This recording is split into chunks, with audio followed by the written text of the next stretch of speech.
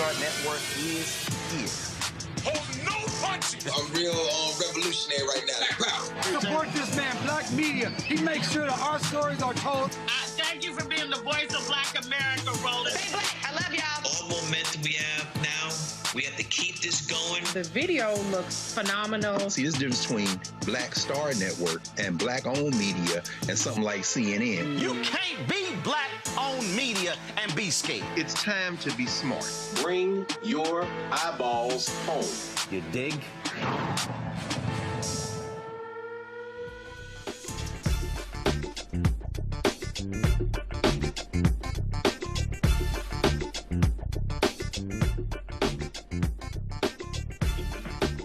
Folks, today is Friday, May 1st, 2026, coming up on Roland Martin Unfiltered, streaming live on the Black Star Network. We are here in the historic Mound Bayou, Mississippi, one of our most important black settled towns. We're going to talk about the history of this place, also what is happening with black farmers. We've, of course, been talking a lot with John Boyd, president of the National Black Farmers Association, the loss of black land and how this administration is not doing enough to tend to the needs of black farmers. Also, we'll talk about the decision made by the Alabama governor, Kay Ivey, to call for a special session to redistrict. They likely are going to wipe out one or even blow both black congressional seats here in Mississippi.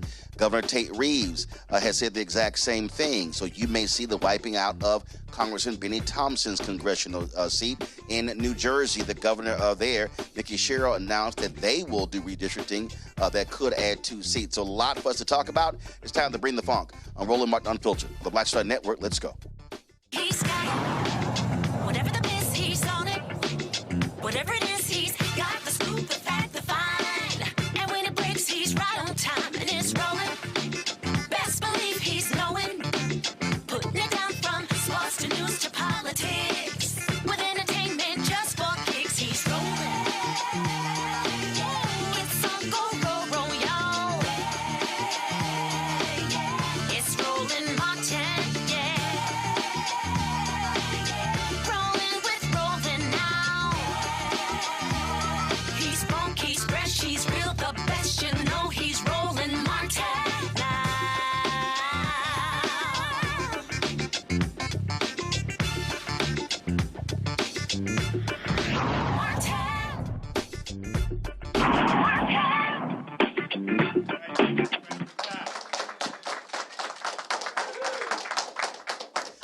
Folks, we're here in Mound Bayou, Mississippi, an historic town that was settled by African Americans in 1887.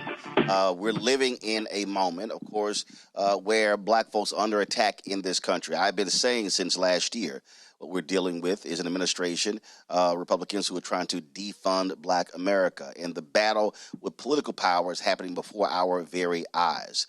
Today, Alabama Governor Kay Ivey announced that she is going to call a special session to lead redistricting. You might remember it was just a couple of years ago where black folks fought successfully for the creation of a second opportunity district. You had the longtime seat held by Congresswoman Terry Sewell, and then the creation of the second seat. There were legal battles that took place, but all the way to the Supreme Court that led to the seat that was won by Congressman Shamari Figures. Well, as a result of the Supreme Court decision just 2 days ago, you're likely going to see Republicans in Alabama wipe that seat out, but don't be surprised. They may very well even go after the seat of Congresswoman Terry Sewell. Why is that important? Because Alabama, that's the black belt, where voting rights, the battle of voting rights took place. We're talking Selma, we're talking Montgomery, we're talking Birmingham. And so that is going on there. Then, of course, we're here in Mississippi, where Governor Tate Reeves, even before the Supreme Court decision came down, said that they wanted to redistrict here as well. They want to target the congressional seat of Congressman Benny Thompson, the only Democrat representing this state in Congress, the only African American. Also, keep in mind, and we've been covering this in the last several months, you had special elections that took place in Mississippi that broke the Republican supermajority. Well, don't be surprised if Republicans get rid of those seats. And so what I've been explaining to our folks is to understand that this Supreme Court decision, this Louisiana versus Calais case, has far-reaching consequences. It is going to impact black political power on the congressional level, on the state level, and go all the way down. You're talking about county commissioner seats, city council seats, school board seats, and who will be under attack? black folks all across the South. Republicans are seeking to potentially pick up 10 to 15 seats. The Congressional Black Caucus Political Action Committee put out a report, a tweet saying that they could lose up to 24 seats. Now, keep in mind, there's 60 members of the Congressional Black Caucus, the most ever. Losing 24 is almost half of the Black Caucus. That is an extreme number of black power. Tennessee Republicans are talking about wiping out the seat there in Memphis. Congressman Steve Cohen holds that seat. He's running in the primary against State Representative Justin Pearson. Then, of course, you're looking at South Carolina. Republicans there are talking about redistricting there that could wipe out the congressional seat of longtime Congressman Jim Clyburn, the only African-American representing South Carolina.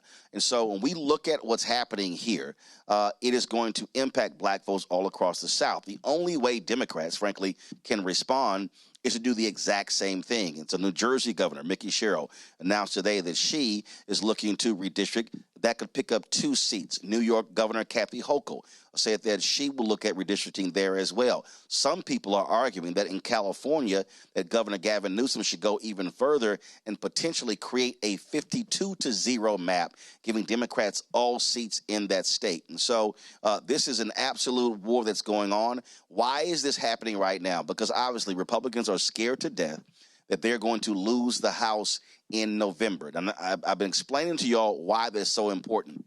Because, one, Donald Trump said in January, if Democrats get control of the House, he says, I'm going to get impeached. So he's scared about being impeached for a third time. But here's the other issue that we have to keep in mind. The branch of government that actually certifies the presidential election is the House.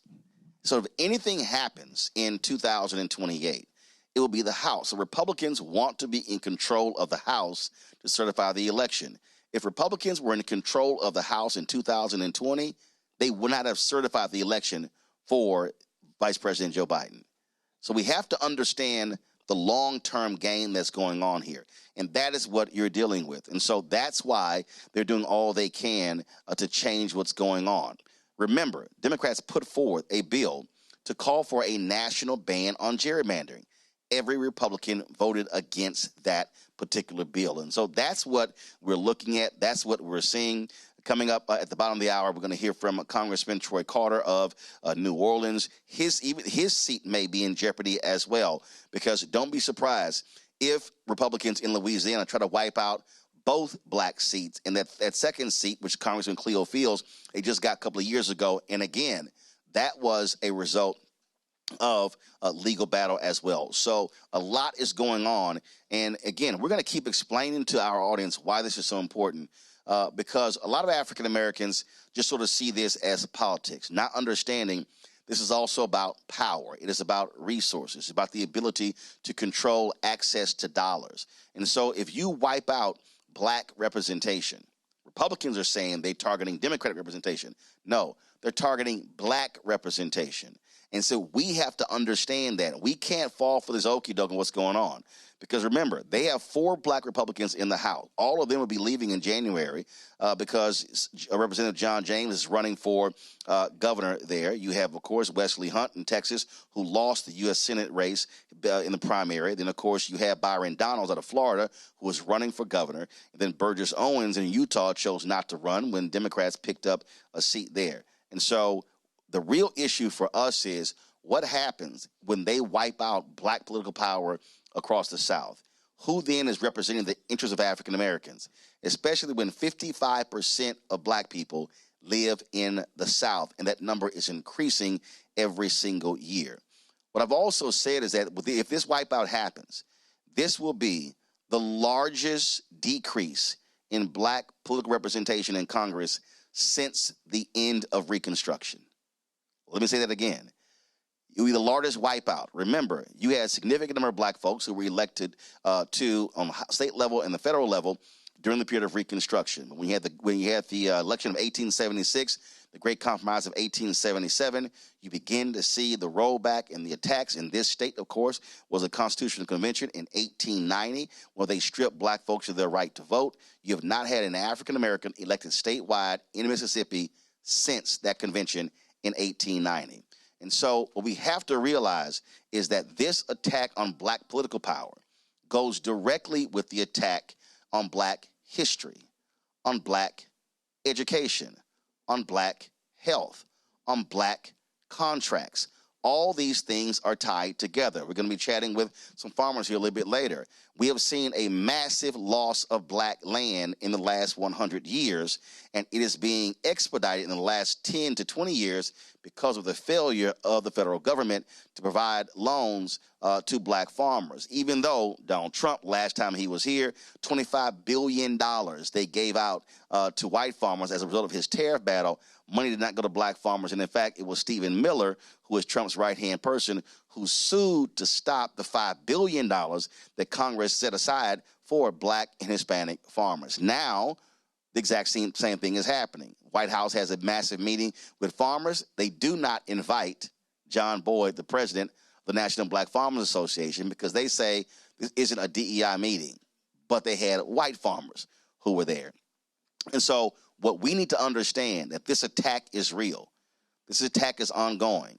And really what their goal is to lock in or lock out blacks from political power for the next 50 to 100 years. And so we have to be thinking a lot differently about what's going on and how we utilize our power. And we're going to talk here as well about turnout, because if black folks had voted their numbers in Mississippi, Mike Espy could have beat Senator Cindy Hyde-Smith. He lost by 65,000 votes. He came back and then lost the second time around. But again, what must happen in Mississippi? What must happen all across the country for African Americans to turn out in significant numbers? So lots we're going to talk about. Again, at the bottom of the hour, we'll chat with Congressman Troy Carter. I'm going to go to a break. We'll be right back, and we'll chat about what's happening here in Mound Bayou, Mississippi, right here on Roland Martin Unfiltered on the Black Star Network.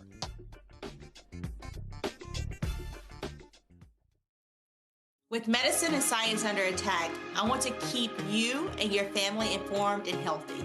I'm Dr. Ebony Hilton, and I knew at the age of 8 that I wanted to be a doctor. So I studied hard and became the first African-American female anesthesiologist hired at the Medical University of South Carolina since its opening in 1824. And I always say I was made into a doctor, but I was born to be a mom. And as a new mom, wife, sister, daughter, and friend, I understand how frightening a medical crisis can be. I care for individuals on some of the worst days of their lives, and it's my mission to provide you with a safe space to gain clarity on issues affecting your mind, body, and soul. I recognize that there are health disparities, particularly as it pertains to race, and I want to help bridge the gap between you and your healthcare providers. Join me every Thursday for Second Opinion on the Black Star Network, where each week I'll invite experts from various medical fields to share the latest health news. We'll discuss topics such as the vaccine debate, mental and sexual health, medical bias, infertility, menopause, andropause, nutrition, and aging. Together with my medical colleagues, we aim to provide you with a second opinion. Don't miss it, Thursdays only on the Black Star Network.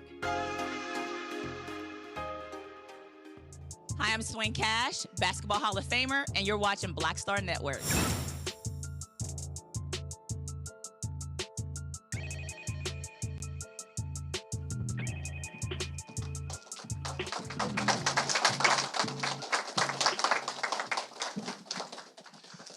Folks, we're back here in Mound Bayou, Mississippi, a very historic town that, when it comes to our history and our culture, carries significant meaning.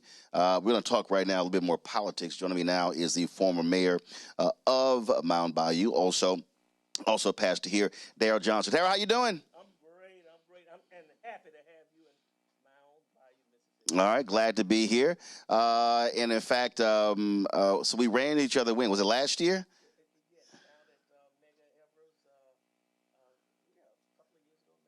Yep. So we were down there, and of course, first of all, just so y'all know, Darrell and Herman gonna roll up on me like they gangsters or something. We need you to come down to Mound Bayou. because we saw what you were saying about Isaiah T. Montgomery, and so it's another side of the story. I was like, all right, what's the other side of the story? And so I said, all right, we'll make our way down there. So it's not a problem. So we were in Shreveport last night with of course, with the tragic shooting there with a brother who killed 8 kids and shot 2 other women. And so they had a public forum there dealing with the issue of mental health. Dr. Kevin Washington organized that. And so when I pulled the map up, I said, y'all were 4 hours away. So I was like, all right, we're going to be down there. So let's go ahead and slide over. Because also there was a story that was published talking about Trump sending his white Afrikaners down here to Mississippi to take farm jobs. And so I said, well, good, let's go ahead and talk about all of that. But first off, let's talk politics. And the reality of what we're facing, and I have been yelling and screaming this for a very long time. And I have been saying to black folks, especially those 18 to 45, that the attacks that we are confronting now is the greatest threat to black advancement since the Civil Rights Movement. Right. And not only are they attacking those advancements, they are really going back to the Reconstruction Amendment, 13th, 14th, 15th Amendment. And so what we are confronting now, and I just think a lot of black folks do not fully understand the attack that is happening, and they are attacking every single facet of black America because a lot of these white folks are just flat out mad at black advancement, and they're scared that they're not going to be in the majority come 2043. And I agree. People have been afraid of black achievement for a long time. And they do all types of things to keep us down because they are afraid. They don't understand the power of working together. And because of that, Mississippi has some of the most negative statistics because there has been division. The only reason that we're sitting in this room today is because of racism. And the reason I said that is because Mississippi has so many schools that they built. They had to build some for whites. They had to build some for blacks. All of that. Hold tight 1 second. Are we getting his audio? Because they're telling me they can't hear him. We are? All right, go ahead. All of that came because of racism. And then when they decided to correct it, we had too many schools. We had to merge people together. I grew up in the 60s. And in the 60s, growing up, there was an urge and a move of African Americans, just let us be heard. And because of that, people came out from everywhere. You would see voter lines, rapping everywhere. People would come out. They didn't care if you came out with your guns and came up against us. It's because there was something deep and down inside of them saying, I want to be heard. I want to be represented in the country. Now, y'all got a photo over there. There's a photo over there that says near riot broke out as voters registration blanks were passed among a crowd of 13,000. States Negro vote will hit peak in 1914. So a near riot over trying to register to vote. Trying to vote. And that was the heart of the people. I want to be heard. I want to participate in the greatest country that was built on the backs of the slaves or ex-slaves or the people that was living on these plantations, built on the back of that. And the United States became the greatest country in the nation, in the world. And then now you're talking about, but we don't want them to participate. Yes, there is a fear that black people, if we let them do something, they're going to hurt us and they're going to put us down. And that's something that we need to get over. Well, it's also the basis of my book, White Fear, how the browning of America, the subtitle is How the Browning of America is Making White Folks Lose Their Minds. I look at this state right here, and I've been saying this for the longest. Mississippi is at the bottom, one of the poorest states in the union. Right. And I said there are a lot of poor black people, right, and there's more poor white people. Right. And I keep saying broke is broke. Right. But the reality is there are white folks in this state who consistently are voting against their economic interests, their health interests, their education interests, because they're voting for whiteness. Right.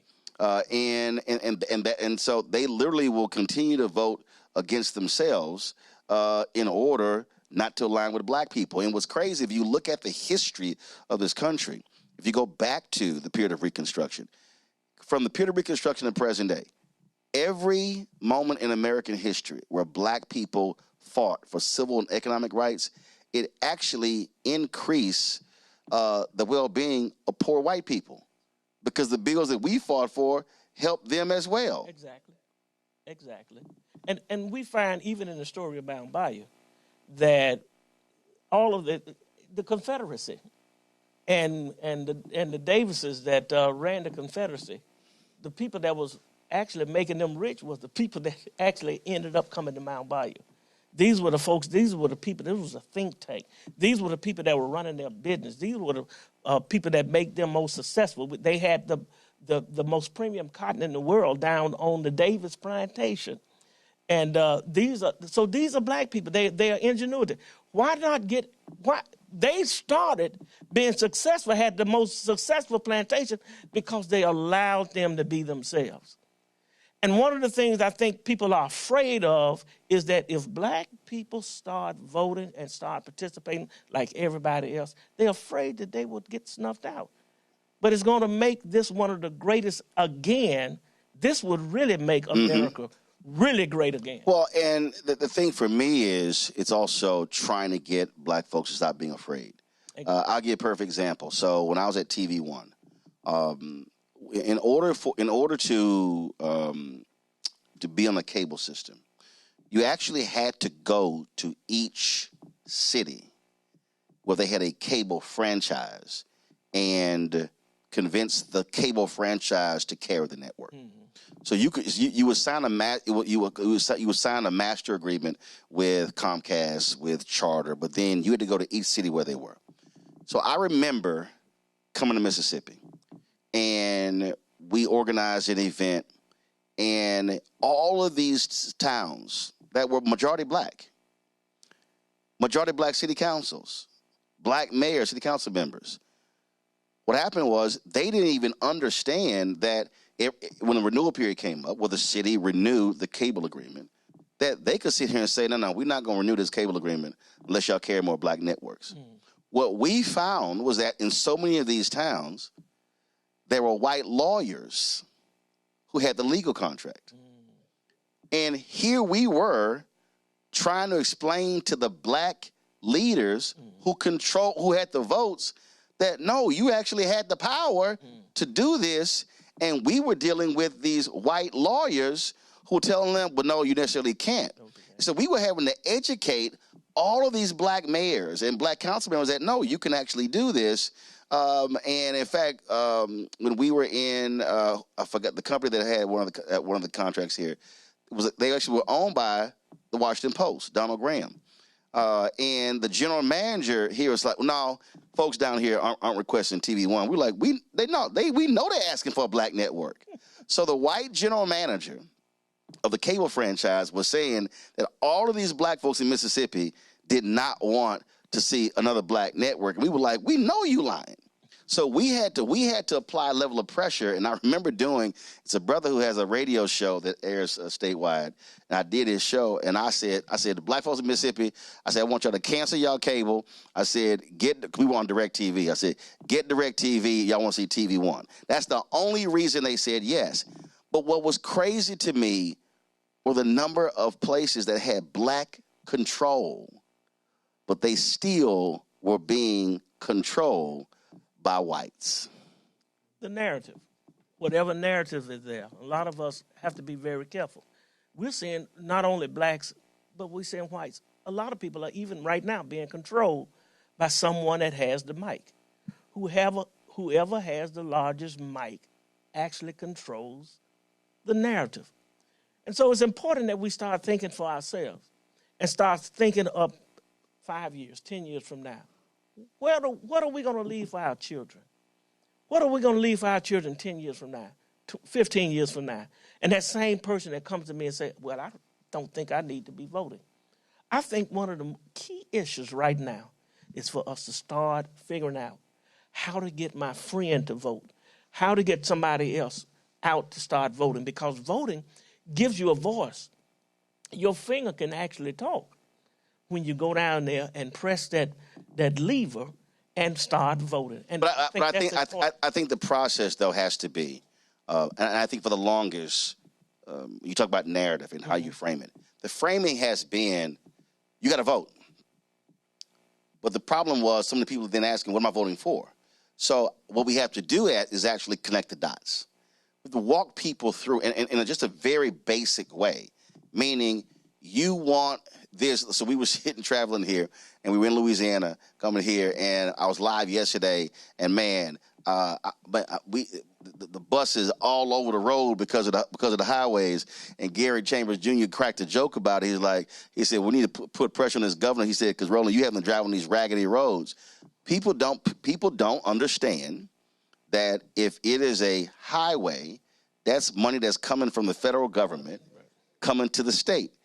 That's politics. If you are upset about potholes or you want roads paved, you want new schools built, that's all government. And I think a lot of people just really don't even connect the dots to it to understand that people clamor for things, not realizing, well, no, that's going to be a school district, or that's going to be the city government, or that's going to be the county government. No, that's going to be the state, and that's going to be the federal. And so that to me is also something that we have to do. Spend massive amounts of time engaged in voter education, and that is informing, enlightening, and educating them to now understand why you must register and then why you must then vote. And I think, Roland, we need to know in leadership that needs to be some answers, some real hardline things that we need to do. And some of our leaders need to make sure that our people know. And we all need to be on the same page, because coming up in the next year, the next 2 years, is going to be very crucial for us on down the road. And the key is going to be voting. Oh, and I'm telling you right now, every black person in Mississippi needs to understand that because of this Supreme Court decision on Wednesday, they are about to come after black elected leadership. I need people to understand. Oh, you're sounding alarmist. Yes, I am. Because I'm telling you, these people are pissed with the number of black people that are in power. Can I say, as a minister of the gospel? You can't say pissed, but I can say that. Well. Go ahead. Can I say, being naive, and it's changed me, that our wonderful governor of the state of Mississippi, can I say that I probably never would think that he would absolutely take the driving wheel of this racist move that many of the governors are going to try to take. How dare our Christian man that prays and moves and so forth and so on, how dare he do what he's doing? Well, keep in mind, it was a video that played the other day, and they talked about the Catholic Church that supported chattel slavery, the Anglican Church supported chattel slavery, the Episcopalian, the Mormons, the Methodists, they went out. It's like every single one of these denominations did, and the greatest folk who supported chattel slavery were those Southern Baptists. So it's no shock in my mind that the so-called Christian governor, plus this is also the same governor when he was previously the treasurer, openly admitted how he kept money from Jackson, Mississippi, which is crazy because Jackson, Mississippi supplies the most money to the state, right? But you kept money from them. So that's what you're dealing with. Hold tight 1 second. I want to bring in right now Congressman Troy Carter from New Orleans. He joins us right now. Congressman, glad to have you on the show. This Louisiana versus Calais decision, I have been yelling, screaming to folks, it is going to cause significant problems all across this country, especially the South. But let's start right now in Louisiana, where your MAGA governor, Jeff Landry, literally is postponing the election, which is utterly insane because people are actually voting. And I'm sure there's going to be legal challenges here. Just share your thoughts about this unbelievable thing. We didn't cancel elections during the Civil War, during World War I, World War II, during COVID, and he is literally postponing an election because of this shameful, despicable Supreme Court decision. Roland, first of all, thank you for always illuminating these issues and bringing these critical issues to light. Listen, you're absolutely right. When you look at what happened and the blow that was dealt to our democracy by the Supreme Court justices who chose to throw out one of the most monumental pieces of legislation, the 1965 Voting Rights Act, by literally gutting Section 2 of the Voting Rights Act. What they essentially did with this gut is, you say on one hand, it is okay to gerrymander to pick your party. You can gerrymander along partisan lines. So you gave an advantage through partisan gerrymandering. But on the other side, you denied the opportunity to defend against discrimination by creating a narrow window where individuals must prove intent to discriminate. That is reminiscent of the poll tax, or reminiscent of the Jim Crow laws that said, here's a jar of jelly beans. Look at it and tell me how many jelly beans are in this jar. It was impossible then, and this new test from the Supreme Court is impossible now. What it's basically saying is, black folk, Hispanic folk, we don't care about you. Your vote doesn't matter. We're going to do whatever we want. And unfortunately, the Supreme Court has sanctioned that.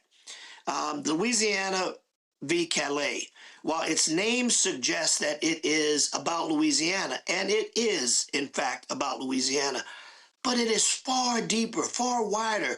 The implications are much greater because this impacts local school boards, legislative seats, city council, and police bureaus across our country will likewise be subject to this ridiculous ruling and dynamiting, if you will, of our Voting Rights Act. Section 2 being gutted is like tearing all of the work, all of the blood, sweat, and tears of our freedom riders, of John Lewis marching on Edmund Pettus Bridge, and tearing it up with a stroke of a pen.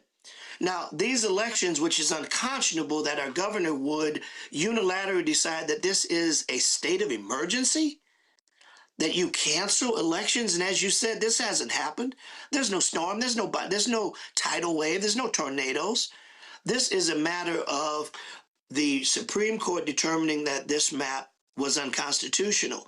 I'll remind you, Roland, that 4 years ago, Garrett Graves had a map that the Supreme Court determined to be unconstitutional. They struck it down, but they said it's too close to the election. Therefore, we're going to hold this back, let the election go as is, and in 2 years, we'll remedy it. Well, 2 years came by. They created the remedy, which created the seat that now my colleague and friend, Congressman Cleo Fields, holds in the 6th Congressional District. At that time, the election was much further away than it is here. Now, our election has already begun. People that are serving our military abroad and at home have already turned in their ballots. Our senior citizens, our people that have challenged mobility, have turned in their ballots. And tomorrow morning at 8 a.m., people will show up for the first day of early voting. This is the quintessential definition of irreplaceable, irreparable harm, because you are putting people, an 80 or 90-year-old lady or man, every time they vote, it may very well be the last time. Our soldiers who are dedicating their lives for us may not get another time. You're telling them your vote doesn't matter.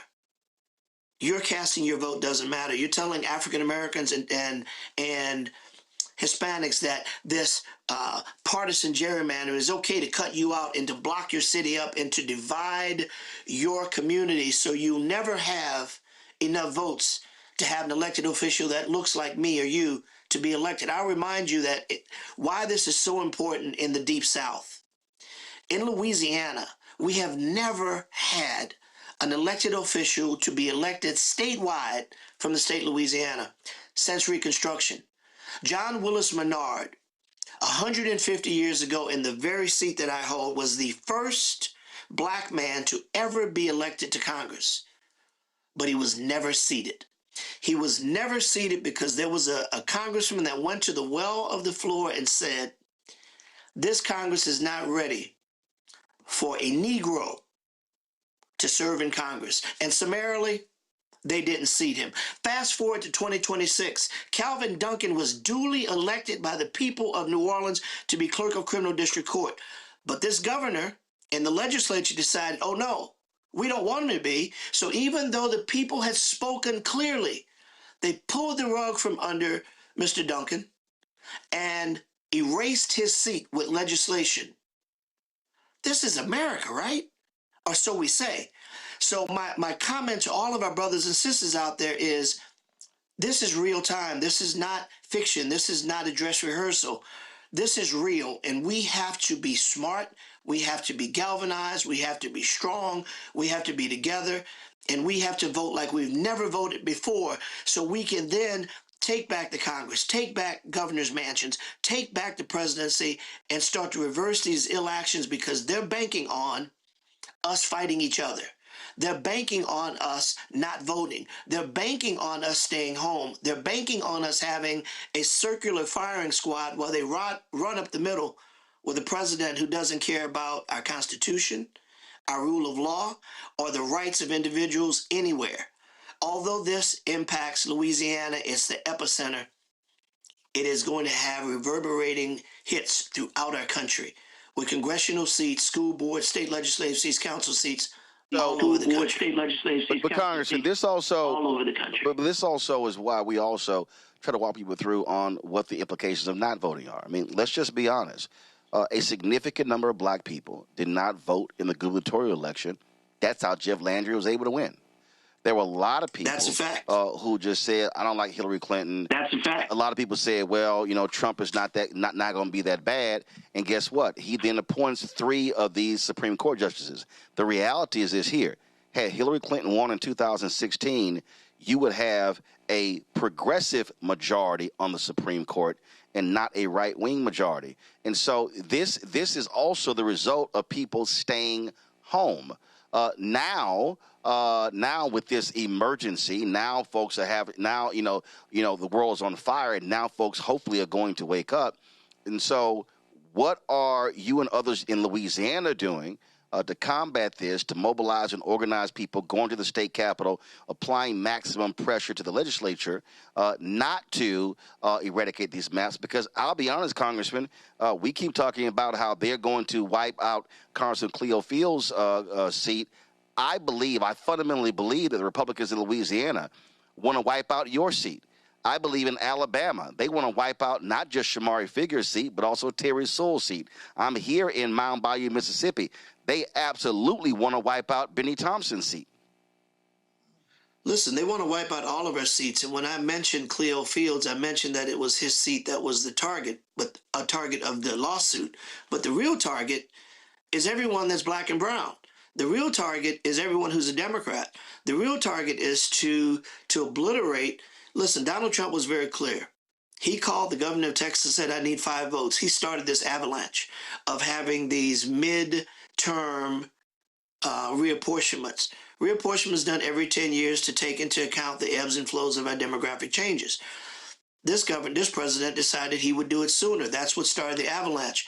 I understand totally that they are not just after 1 seat. They want 2, 3, 4, 5, as many seats as they can.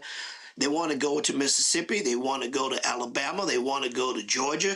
They want to go everywhere they can, particularly in the Deep South, where I try to explain to people, the Deep South is very different. The Deep South is very different. If you look here, and I'll emphasize again, no African Americans ever been successful in a statewide run. Why is that? Why is that? So we're not like some of our northern partners where we have the ability where white Democrats wholeheartedly vote for African American Democrats. That's not reciprocated here in the South. It's unfortunate. It should be different, and hopefully at some point it will be. But right now, the reality is there is a frontal, all-out assault against everyone that serves in the Congressional Black Caucus and in the Hispanic Caucus. Well, I'm going to tell you right now, grassroots activists and others churches, you name it, should be on DEFCON 5, should be a high alert, because this is a moment, and I've been yelling and screaming this. This is a moment where they want to deal a death blow to black progress. Many of these white conservative Republicans, especially in the South, they have despised the 1964 Civil Rights Act, the 65 Voting Rights Act, the 68 Fair Housing Act. They despise all the laws and other things that have happened ever since then, and they want to eradicate as much of this progress as possible. And so folk better recognize that we are on the verge of literally having the next generation having fewer rights than the ones that we have right now. Final comment, Congressman Carter. Well, I want to again, and as I started, Roland, thank you for speaking truth to power, using your enormous power and following to call balls and strikes and to talk about where we need to be and to call out the inefficiencies and the racism that we see in our community. Listen, we have a role to play, and we all have a role in that play. In Louisiana, we are talking to our great leaders, our civil rights leaders, Mark Morial and Brother Sharpton and Derek Johnson and Siobhan and all of the others across the spectrum. And you, of course, Gary Chambers and I met a couple of weeks ago with the DNC chair to talk about that we have to start investing more money, not just lip service in the South. We had a very good meeting. And we've got to continue to galvanize. We've got to give our Democrats in the state legislature the backing so they will have the courage to stand up and fight and know that we've got their back. So in the coming days, we'll be organizing, and I'll be reaching out to you as well as others to ask you to be a part of this push to get us organized, but not just for this battle. We can't get angry for a moment and then settle. We have to stay angry. We have to stay organized. We have to stay hungry, and we have to be able to fight for our rights. People died so we would have this moment. People died so I can serve in Congress. People died so you can own the airwaves. We can lose all this. We see how FCC goes after Jimmy Kimmel. You'd think they'll think nothing, not a heartbeat of a second, to go after our black media. We have to be ready, smart, defensive, and offensive at the same time to defend our rights, galvanize our people, empower them to be a part of the process, and not look at them on the sideline as if they have nothing to say. Our people have a lot to say, and we've got to engage them. We have to deputize them to be a part of this battle because it requires all hands on deck. God bless you, Roland. Thank you for doing what you're doing, brother. I'd love to come back on soon and talk some more and give you some updates on what's going on here in Louisiana as well as what's going on at the nation's capital. All right, sounds great, Congressman Troy Carter. Certainly appreciate it. Thanks a lot. All right, folks, we're going to go to break. We come back. We'll be come back chatting here, getting a historic perspective of Mound Bayou, Mississippi, and how the creation of this town during that era really speaks volumes to what we should be thinking about and doing today in 2026. You're watching Roland Martin Unfiltered right here on the Black Star Network. Back in a moment.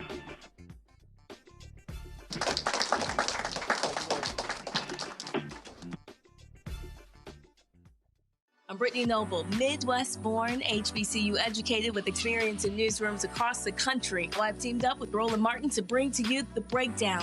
This isn't just news. It's our stories, our voice, our community.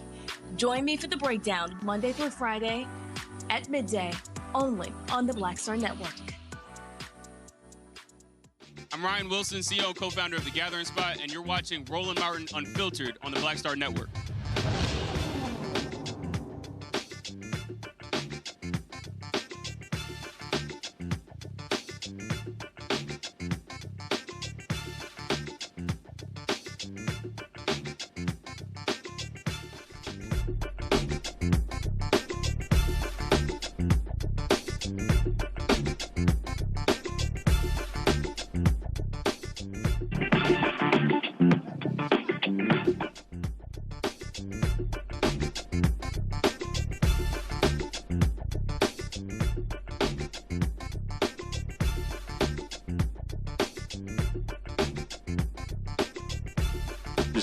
All right, folks. Y'all can kill the music. Y'all can kill the music. I'm talking.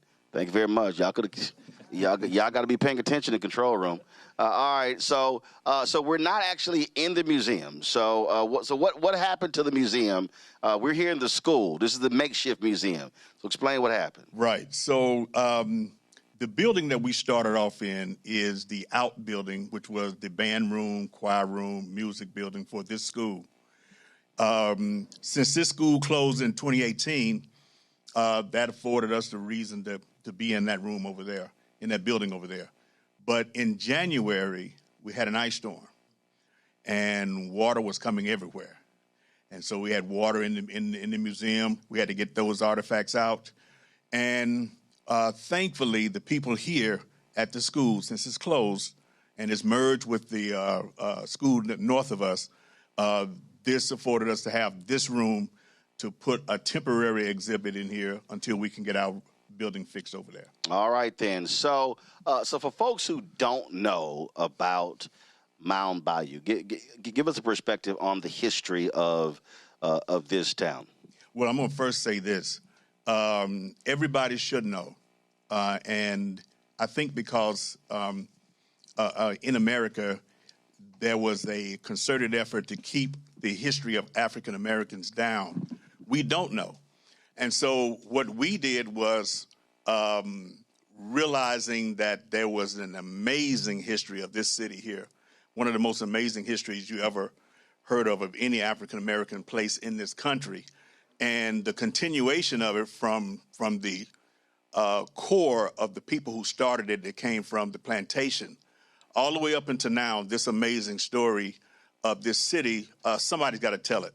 Because of the whole diaspora of African Americans, 40 or 50 million or whatever it is of us in this country, this story actually tells who we actually are, who black people actually are. And so I came back, my brother had never left, and as time went on, we started realizing that there was a depth to this story that we had not realized before. And so we decided to open a museum. There are other things that we decided to do in Mound Bayou because we believe that this city should go back to the glory that it used to be back in the days. And so we opened up this museum, and it's been very successful since then. So first of all, how many people reside in Mound Bayou? Right now, about 1,500. And at its height, how many folks were in the city? I think there were times where we had hovered around 8,000, maybe even 11,000 at one point. We were talking earlier, and you were talking about the massive amount of land that had been acquired. Walk through that. The land that has been acquired. The land that had been acquired. So in terms of the formation of Mound Bayou. Okay. And for folks who don't, I was talking about this the other day because Michael Harriet had put together this thread on Twitter that sort of explained, how collective economics had operated, that then began the process of acquiring the land, things along those lines, and also the land itself, what it used to be. Well, when they started the city, I.T. Montgomery comes up here and he buys. Now, first of all, I got to say that I.T. Montgomery, his intention was Mound Bayou was to be a seed for a country. And he was strategically looking for a way to do that. But when he came here, he bought 840 acres. And because he was bringing up people from the previous plantation that he had been on, and they were mostly going to be agriculture, the railroad that sold I.T. Montgomery the land authorized him to sell 37,000 acres surrounding Mound Bayou for the farmers to come up here and be an agricultural society. So they did that. And so at one time, Mound Bayou had 40,000 acres that's owned by African Americans here. So that's obviously a large amount of land. And so then town gets formed. But people also have to understand, again, how folk work together to begin to do that. That's, I'm always reciting Dr. King's last sermon, April 3rd, 1968, where he said that black people have to operate as a collective. He said individually we are poor, or collectively we represent one of the largest economies in the world. The acquisition of that land, the building of this city, none of that happens if folk are not moving and working and operating together. Absolutely, and that's absolutely what happened to start this place. Even those that initially came, when they first got here, this was nothing but wilderness. It was a swamp. You had all kind of animals and things here. And some people got here as they were invited to come up, or they were coming up with I.T. Montgomery. They got here and they saw all this work of clearing this land, and some of them were like, you know what, I'm going back to my conference, back to Vicksburg or wherever they were from. And I.T. Montgomery told them, he said, if your master had told you to clear this land, would you not have done it? And absolutely, the answer had to be yes.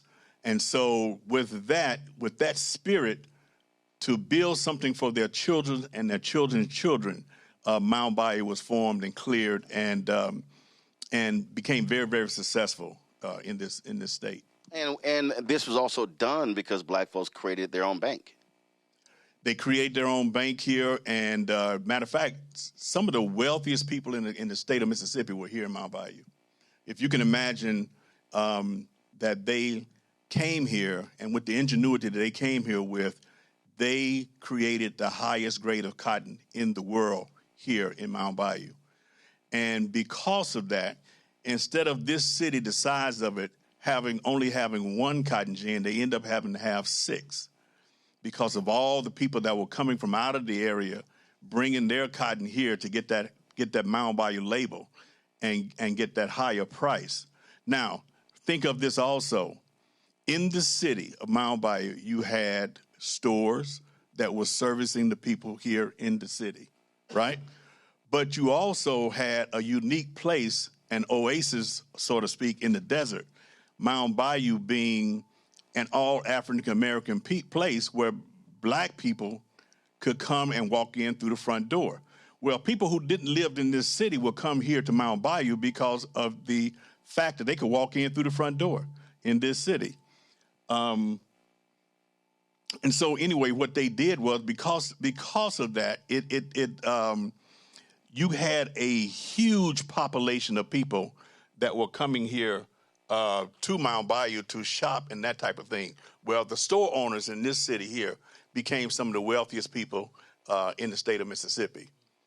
So you had a lot of things going on, a lot of power here in Mound Bayou.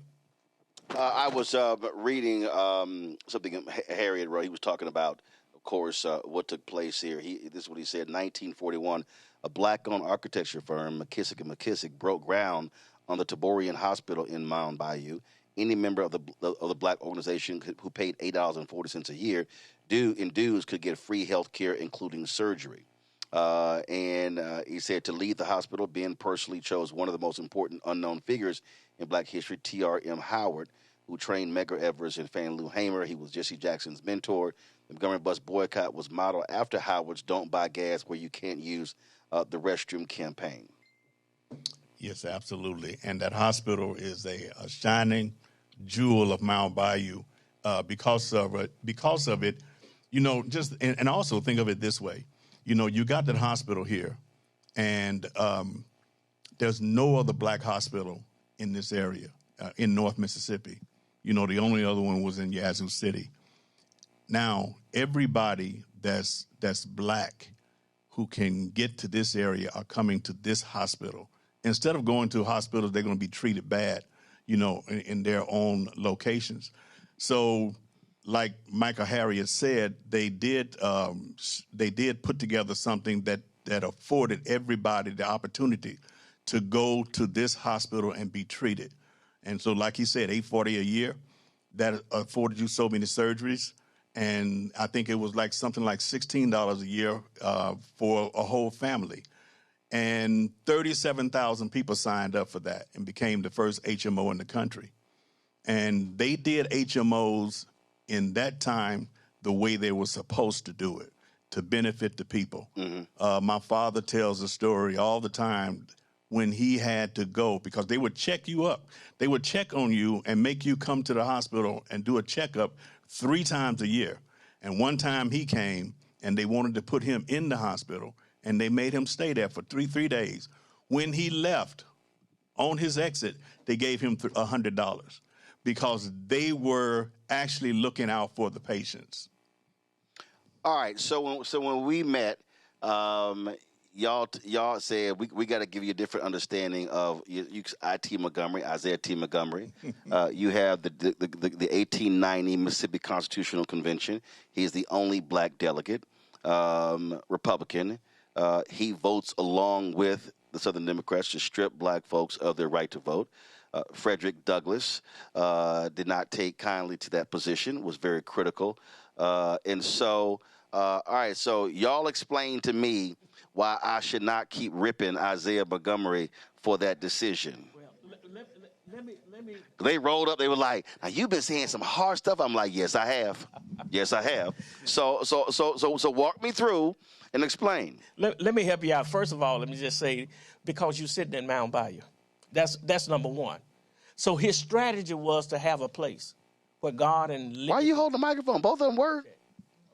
Oh, can y'all hear him? That one's not allowed. Y'all hear him? This one is better. So anyway. All right, okay, give me that one. Hold on. Give it here. Give it here. Now I'll take that one. I'll unplug it. Okay. Because that way we've got feedback there. Go ahead. Okay. So the bottom line is that Mound Bayou still exists. And actually Montgomery strategized. He was a guy that came up in a plantation listening to the voices and the strategies of people strategizing for the Confederacy. He knew how they were. He knew how they thought. But when he was able to talk to them, he had to talk to them with strategy. When he was picked to go to the 1890 convention, he knew what he could say, but he was looking for the power that would give him something 10 years later, 20 years later, 50 years later, like a town called Mound Bayou. And because of it, he even told them in the speech that you make reference to, he told them, I know y'all going to do what y'all want to do. And basically what he was saying, I'm going to tell you what you want to hear. This is what you want to hear. But think about this. He's one black man that's picked to go with all of these white folks. What you think he's going to say? He has to say what he has to say. But did he have to go? Exactly, but he went on. And but did he have to go? Oh, yeah. Yeah, the reason that he went is to represent. But he represented by voting with him. But because he represented, he took with him a power that he did not have. And that was the folks who had the power. And he knew how to manipulate the folks who had the power. So how did he do that? And let me just say. No. For folks who don't know, how did he do that? Go ahead, y'all. When there were threats that came against this town, when there were threats, he would tell them, and there's writings that say, he said, I'm not worried about the people to my south or the people to my north or the people to my east or the west. They're going to take care of us. We're not worried about that. When the people came into Mound Bayou to take over Mound Bayou, like the Klan, they called them and told them, say, look, they coming. And so they did come. I don't know if it was a Klan or what type of white group that came, but all the lights went out in Mound Bayou, and that night, when those folks came into Mound Bayou, they already knew. It was because their friends told them. They let a Gatling gun go on the top of the bank and let that thing start tat. Those guys left. Well, they wouldn't have known that if they were the rebels, if they were the ones that was fighting those folks. But there's a way to listen to them, let them talk, and utilize their power, and that's what he did. And that's how Mound Bayou was able to survive in a very racist, dark South. You were going to say something? Well, the only thing I'm going to add right now is that I.T. Montgomery, I think, was really looking to start a country. When he was down there on that plantation and he was around Jefferson Davis, he had to see Jefferson Davis plotting the Confederacy. There had to be many, many meetings and gatherings down there. And his father is running all those plantations, Benjamin Montgomery, and he ended up buying that plantation. But in any case, I think I.T. Montgomery's ultimate goal was his father's goal was to start a country. Matter of fact, when I.T. Montgomery died in 1924, I believe it was, he had been working with the U.S. president to actually buy the Congo from the Belgians because his ultimate goal was to start a country. And so it was a strategy. All of these are strategy moves. And, you know, we can always look back on them with hindsight and criticize or say this, that, and the other. But to say that he was any other person but a forward-looking person looking for the best for his people, I'm gonna say one thing that Martin Luther King said, and I think it was kind of mimics what I.T. Montgomery was looking at. One of the things Martin Luther King said was when he was had taken some time into his leadership in the civil rights movement. He said he feared that he had taken his people, leading his people into a burning house. And I don't think I.T. Montgomery, I think he was thinking the same thing. And he didn't want to just settle for second-class citizenship. The Reconstruction, the 1890 convention, was a convention to assert first-class citizenship for white people. And I.T. Montgomery was not settling for that. So he had another strategy to start another country because he knew these people. But he was critiqued at the time by one of the most important figures. Yeah, of course it was critiqued. Because Frederick Douglass called the vote an act of, quote, treason to the cause of the colored people, not only of his own state, but of the United States, and said that what he heard was a groan of bitter anguish born of oppression and despair. So, and some call him an accommodationist. Well, if your idea is to assimilate, then I can see that. But if your idea is to separate, which I think I.T. Montgomery was idea was, then I can see what he did was a strategic move on that end. So the question, so we look at the history, we look at all that took place. The question now becomes, in terms of where we are as African Americans, because right now you got a lot of people who are saying who love talking about Black Wall Street, and then some folk want to recreate that, and you have all these different efforts. And the reality is, how I see this, if we're going to be talking about recreating or trying to pattern on what took place here in 1887, you have to do that with acquiring land. And when I listen to African Americans today complain about gentrification, I keep saying, okay, complaining about gentrification means nothing if you don't acquire the land. Because, listen, we also know the land is available. And when I see folks say, well, you know, white folks are coming into our communities, buying up the land, I'm going, okay, but I remember I was in Chicago and a brother was complaining about that. And I had to ask him, I said, let me ask you a question. Do you rent where you live or do you own? He said, I rent. I said, that means you have no power. He goes, what do you mean? I said, the person who owns has power. I said, he can jack up your rent. You can't afford it. You got to move out. I said, this is about owning. So the conversation that really has to be is not, are we trying to open another business, leasing it from somebody else, but really having a path of owning property that allows us to be able to build and grow. That's really what this requires. Right. And you barking up my tree.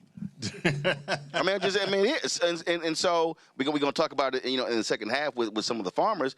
And right now, we are looking at, and I forgot, John Last that was on, he talked about the number of black farmers right now whose farms are facing foreclosure and the amount of land we're talking about. And I asked him, I said, in terms of being able to preserve that land, he said, you're probably talking anywhere from $30 to $50 million.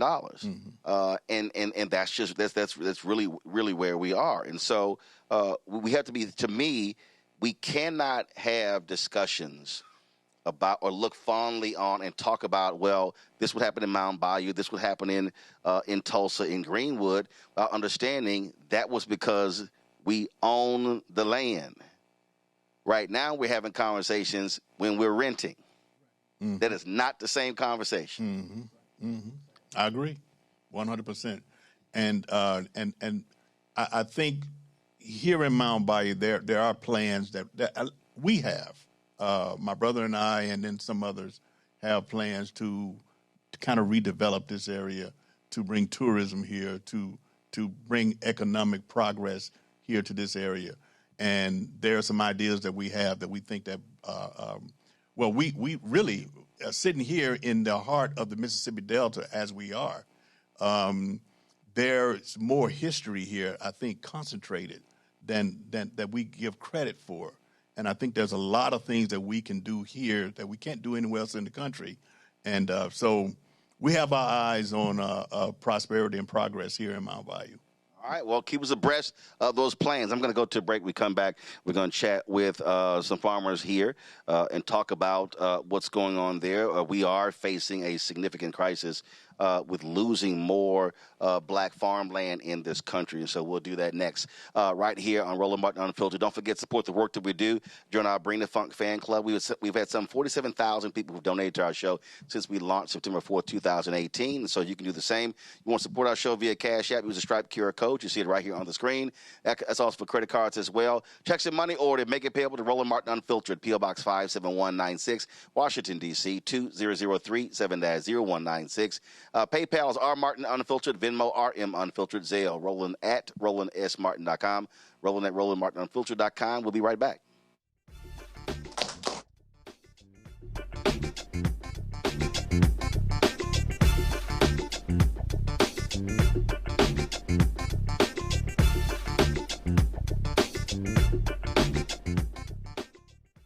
With medicine and science under attack, I want to keep you and your family informed and healthy. I'm Dr. Ebony Hilton, and I knew at the age of 8 that I wanted to be a doctor. So I studied hard and became the first African-American female anesthesiologist hired at the Medical University of South Carolina since its opening in 1824. And I always say I was made into a doctor, but I was born to be a mom. And as a new mom, wife, sister, daughter, and friend, I understand how frightening a medical crisis can be. I care for individuals on some of the worst days of their lives, and it's my mission to provide you with a safe space to gain clarity on issues affecting your mind, body, and soul. I recognize that there are health disparities, particularly as it pertains to race, and I want to help bridge the gap between you and your healthcare providers. Join me every Thursday for Second Opinion on the Black Star Network, where each week I'll invite experts from various medical fields to share the latest health news. We'll discuss topics such as the vaccine debate, mental and sexual health, medical bias, infertility, menopause, andropause, nutrition, and aging. Together with my medical colleagues, we aim to provide you with a second opinion. Don't miss it, Thursdays only on the Black Star Network. A decade of love, joy, and power. Black Voters Matter is 10 years old, and we are just getting started. This is love with a purpose. This is Black joy in motion. This is unstoppable power. Across campuses, neighborhoods, and back roads. Let's go! We show up, not just to vote, but to be seen, to be heard, to belong. We ride together, we organize together. We remind each other that our voices matter, because they always have. Black Voters Matter is about more than ballots. It's about housing and healthcare, clean water and living wages, education, reproductive freedom, and dignity. It's about turning pain into action, turning belief into movement, turning community into power. We don't wait to be invited. We bring the energy. We bring the love. We bring the people. Because when Black communities come together, we don't just survive, we thrive. This is how change happens. This is how history moves. We organize, we build, we win. My name is Bill Duke, and you're watching Roland Martin Unfiltered.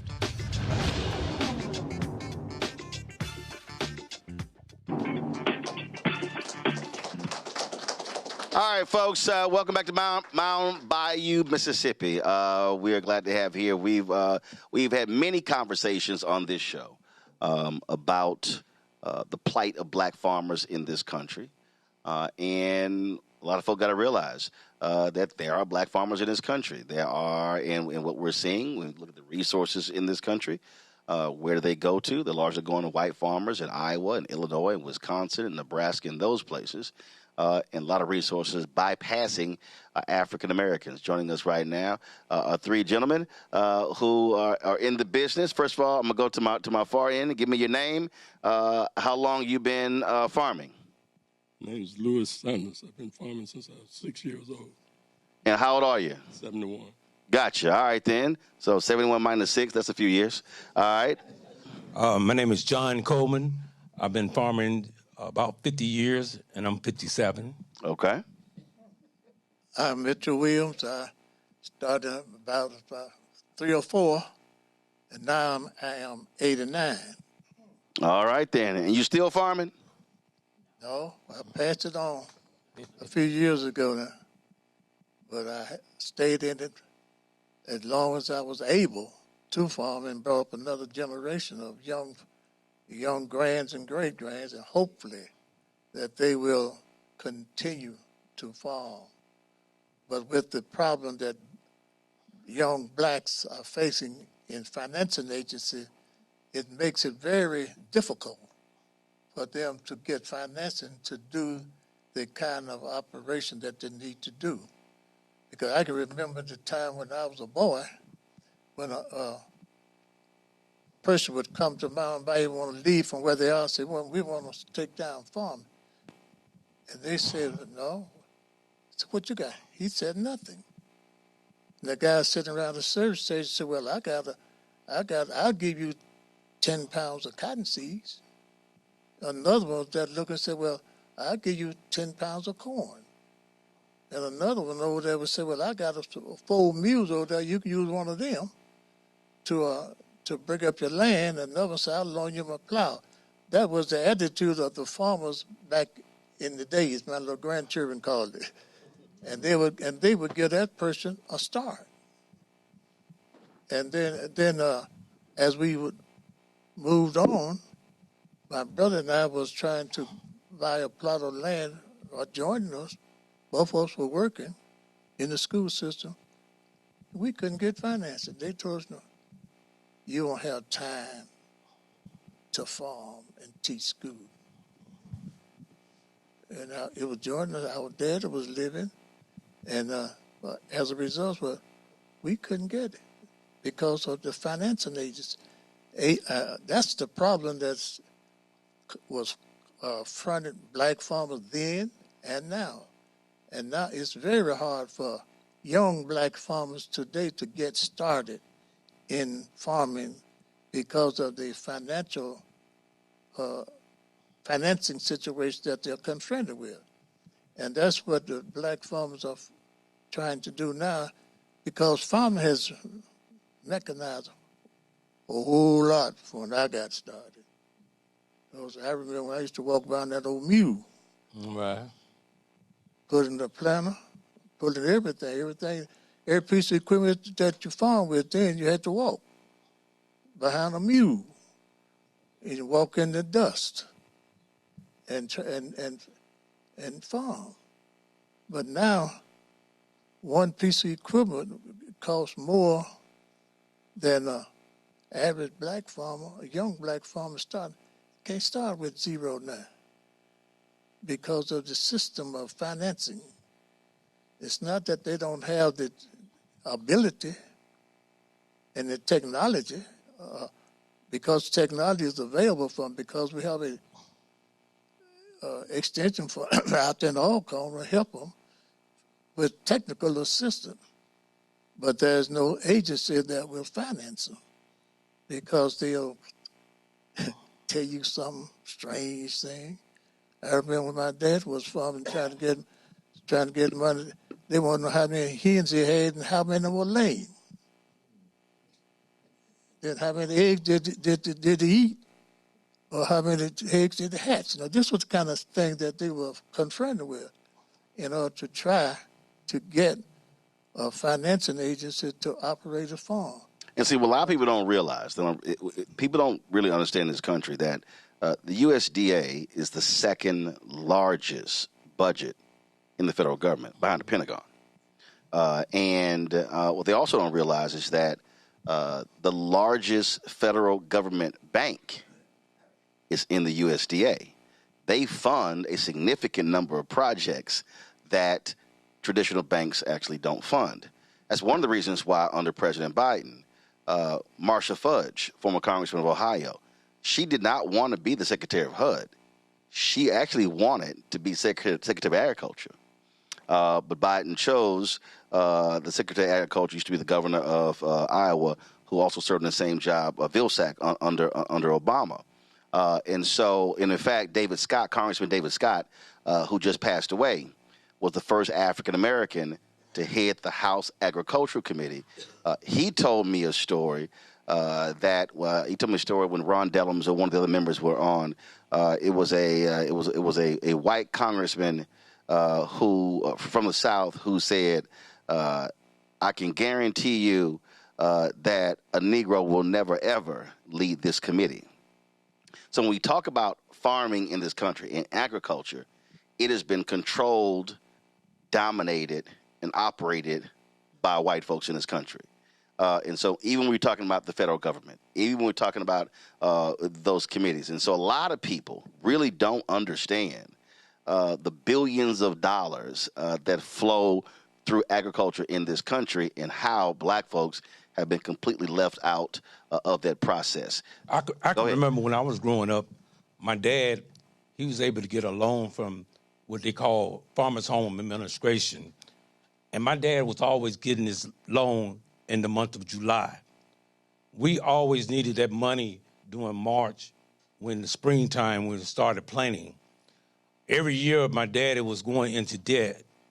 And in Hold on. I don't want you to speak past that because for people who don't understand that, okay, who don't understand seasons. So you said they were providing the money in July. In the summertime. But you had to hit a certain date in the spring to plant, which meaning he had to front that money and up front, and he's not getting the money until 3-4 months later. Okay, go ahead. And he was owing a lot of the seed companies, parts, stores for equipment that he had bought. But my dad, in 2000, he owed a lot of money to the federal government. He was about ready to lose his land. When you say a lot, what does that mean? About $70,000. He had about 40 acres. And Alcorn State University Extension Program came up and helped him out to reduce his loan to about $2,000, and he was able to pay this loan back off to the federal government. And when my dad he was old, and I was asking him, "Dad, can I lease your land?" And I was able to lease his land, and I was able to farm with my dad. And I was able to get a loan, and I was able to put my seeds in the ground. And now I am productive as a farmer now because I'm able to get money in time to put my seeds in the ground. And that is a problem right now for a lot of our young farmers. They want to get into the business, but they don't have the operating capital to get in the fields. Well, it's the same thing for frankly black-owned businesses that's not in farming. So, for instance, if you have a business, let's just say you get a contract from city, from the state, from the government, or someone else. Well, the problem is many of those people are paying on minimum 90-day term, some as much as 180-day. So, in essence, you got to float your business from 90 to 180 days, and you're paying your expenses up front. And that's one of the reasons why when Maynard Jackson was mayor of Atlanta, he set it up where he said that if we're putting our city money into banks, those banks should be providing lines of credit to those black-owned businesses. He said, look, we giving them the contract to provide lines of credit, and then banks balked. He said, fine, we'll pull our money out your banks. And so this really is the fundamental reason why our black-owned businesses don't grow. 95% of all black-owned businesses in America do $5 million or less revenue. 95%. 98% of our black-owned businesses have one employee. And so that lack of capital is a massive reason why we're not able to build and grow scale. And I just want to say one more thing. A lot of my uncles and my cousins, they kind of had health problems because they was not able to get operating capital for their land. I can remember my cousin Houston, when they took some of his land and sold it, he immediately got dementia and he got sick because he was worried about losing his land. So in the factor of losing our land here in the Mississippi Delta, it's really impacting our health problems because, we're worried. You're worried about your crop, and then you're worried about your land at the same time. So we having a two-factor. I know everybody talking about we got a lot of health problems here in the Mississippi Delta, but losing something that you fought for a long time, that you bought, that can give you... And that your ancestors bought, absolutely. I see this sign here that y'all had the highest grade of cotton in the world. And so in terms of what are you actually farming? What crops are you farming here in Mound Bayou? Well, in Mound Bayou, we probably grow more grain than anything else. I'll speak right into the microphone. In Mound Bayou, we grow more grain than anything else. Okay. Different forms of grain. I would like to take you back a little, though.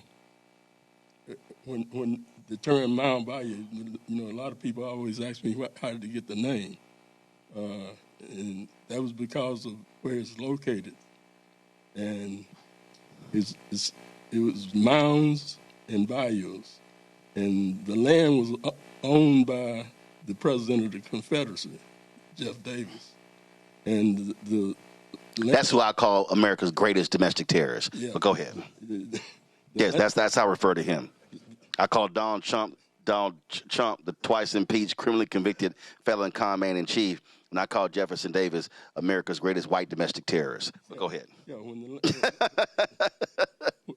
the land here was the water traveled in circular patterns, and it just fascinated so many people until they started calling it the mounds between the bayous. And that's how we got the name Mound Bayou. And the way the story is told, he had no idea what the hell he was doing. No. Jeff Davis, him or his daddy. No. And because they set up a base of operation down below Vicksburg on the side of the river, and they used moving people up here and back there to run their business operation. Okay, and when the Civil War came, they recognized that they wouldn't be able to maintain, the power structure that they had. And then the voting rights things came, and black people got more power. And that was one thing that hampered our people, was we weren't able to, I heard you say a while ago how many millions, someone said how many millionaires there were in this area. And that's where they came from. The tree structure that was here in this land. It's a large land area, way more than 30,000 acres, way more than that. And the tree structure was here. It's when the northern cities began to build. When those northern cities began to build, black people were the only people here that, could survive the land. The white people weren't here because they couldn't deal with it.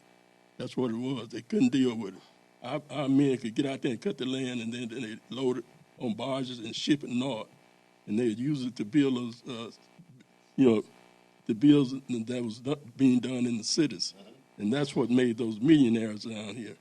You tell the truth. They were actually millionaires. I learned all this from, my elders, because I listened, and they talked and I listened, and and I took it in. And, there's a lot of other stuff I learned, but I guess someone else a chance to talk. Well, you said soybeans is one of our major crops right now because we are following the prices. Cotton prices are too low. Operating inputs are too much. Everybody around here is growing soybeans. Rice is down. And we can see a lot of the things that are happening with a lot of government tariffs and things like that. Yeah, Donald Trump's idiotic tariffs have just destroyed because China has not bought a single soybean.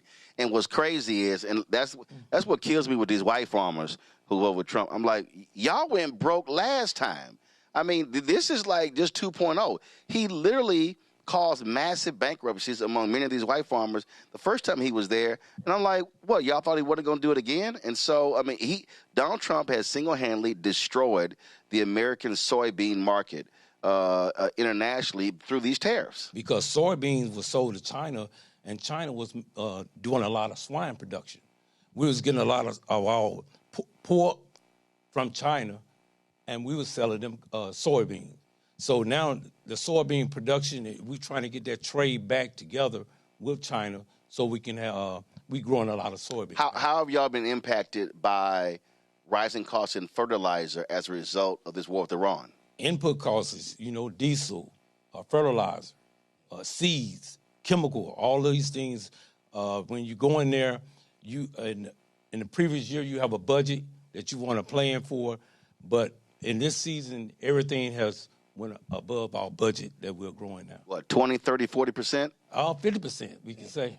Because the gas prices was $2.98. Now it's $4.30 right now. Oh, but I thought Trump said he was going to lower those prices.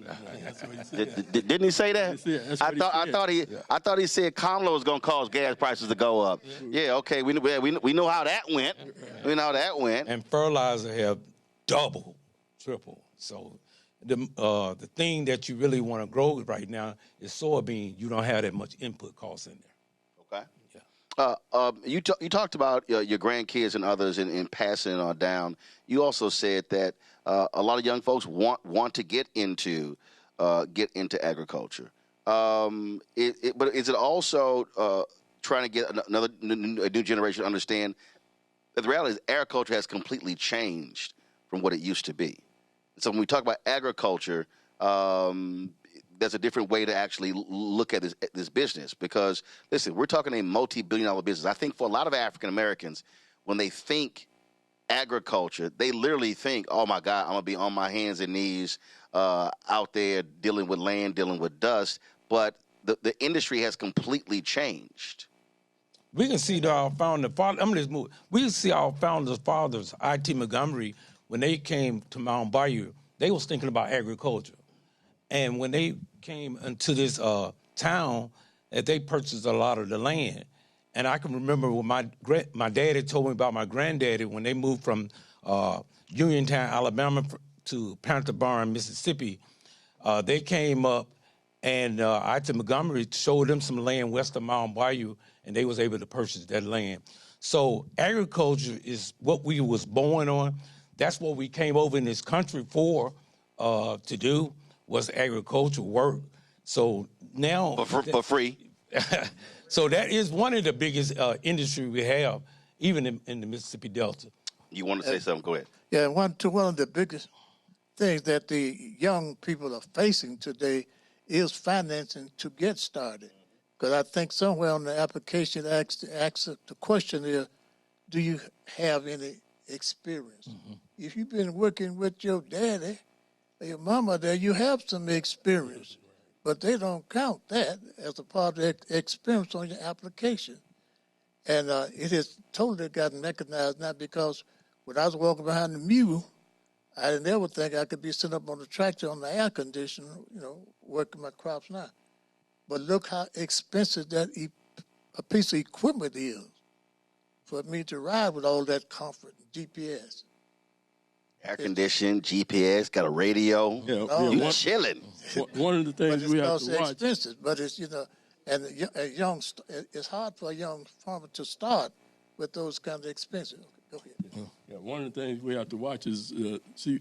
That's the whole thing with the the computer movement is to evade the direct responsibility.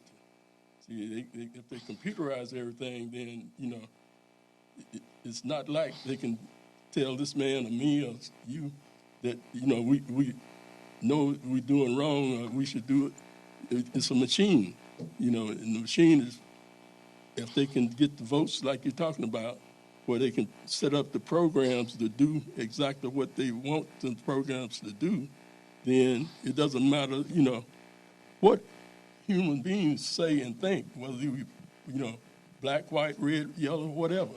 That machine, they're going to convey the manipulation and running of this society over to that machine, which means they are de facto in control, and they know the answer to every question. Well, I know you was talking about the Mississippi Delta, and I know you was talking about Mississippi. You was trying to say it's one of the poorest state in the union. It is. I know.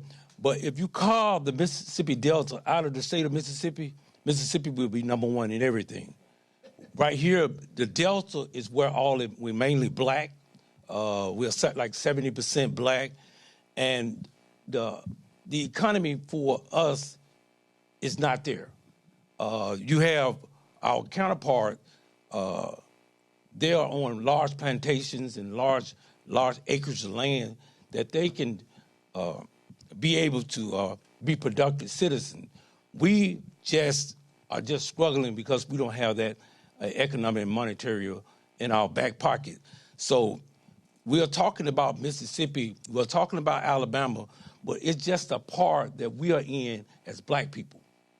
We're in those poor parts. Yeah, because it was designed that way, and it was designed to keep us locked out of the economic system. And that is just simply the reality.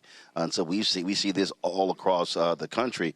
So even if you talk about Black Belt in Alabama, you talk about Mississippi Delta, but all of a sudden you go to certain parts of Houston or Dallas or other large cities, the exact same thing applies, and that is. And that's one of the things that we're always talking about, how being frozen out of the system. That's one of the reasons why, again, when I connect the dots with Black Power, if you look at CDFIs, Community Development Financial Institutions,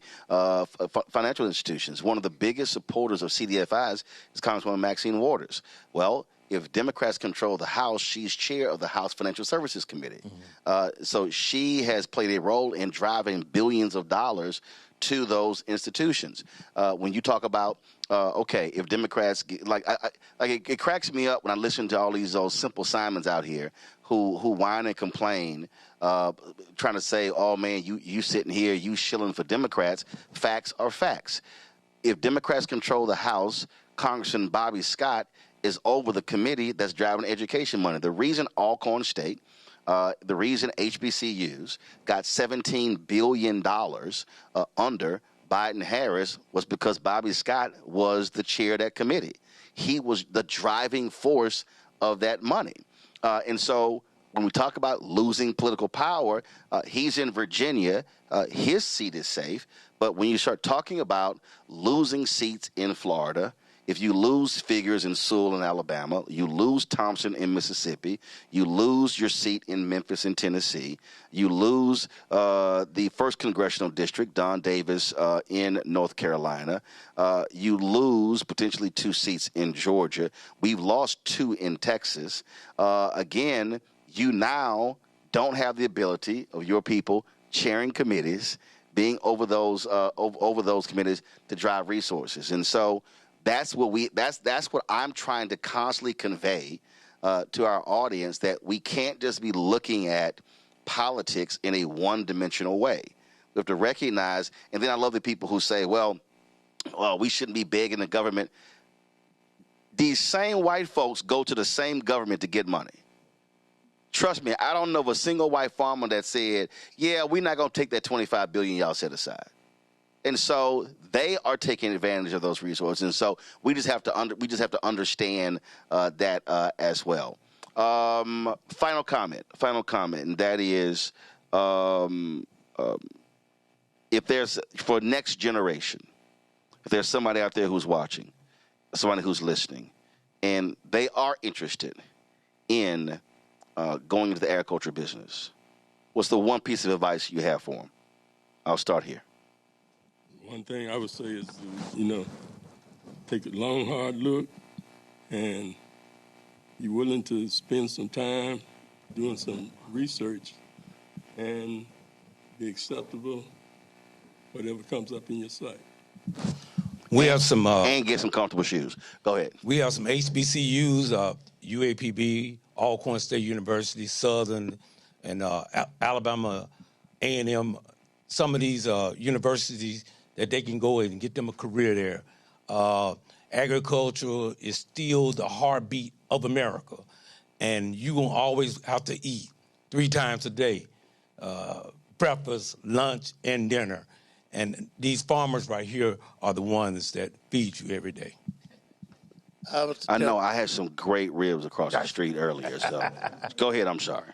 I would tell them, too, you have to go there with patience, hard work, and persistent, because they're going to tell you no the first time, but you can't accept that no.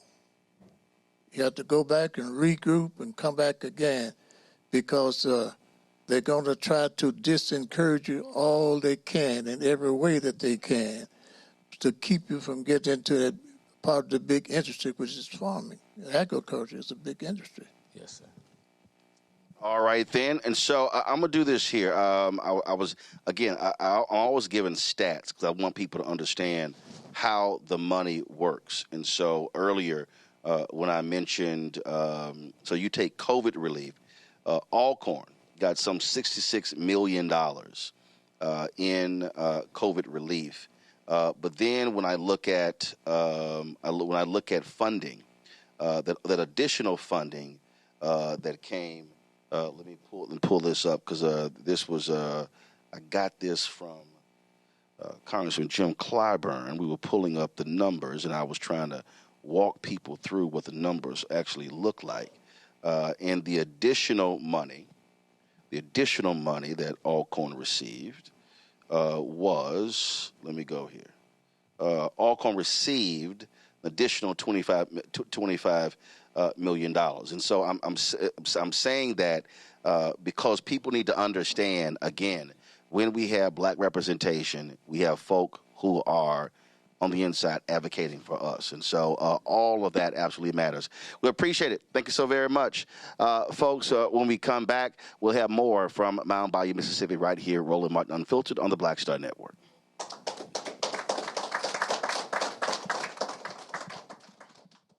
This week at the Black Table, we discuss a place, an idea, a dream, and a reality that everybody on the planet should know about. A place called Mound Bayou. What about black people creating their own country, not from the outside in, but from the inside out? That's next on the Black Table, right here on the Black Star Network. With medicine and science under attack, I want to keep you and your family informed and healthy.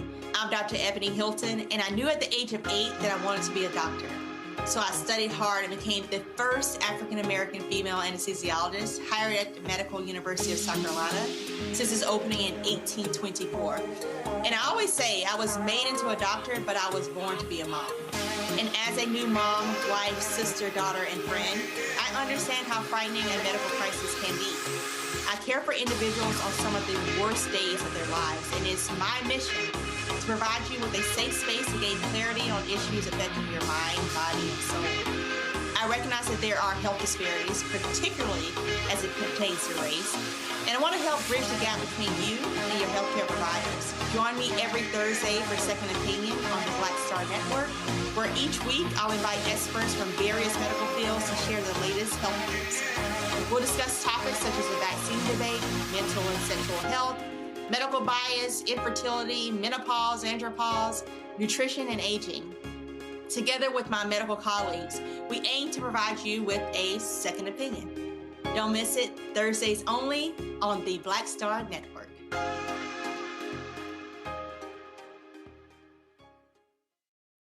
Hey everybody, I'm T.D. Jakes, and I want to encourage you to watch Roland Martin Unfiltered.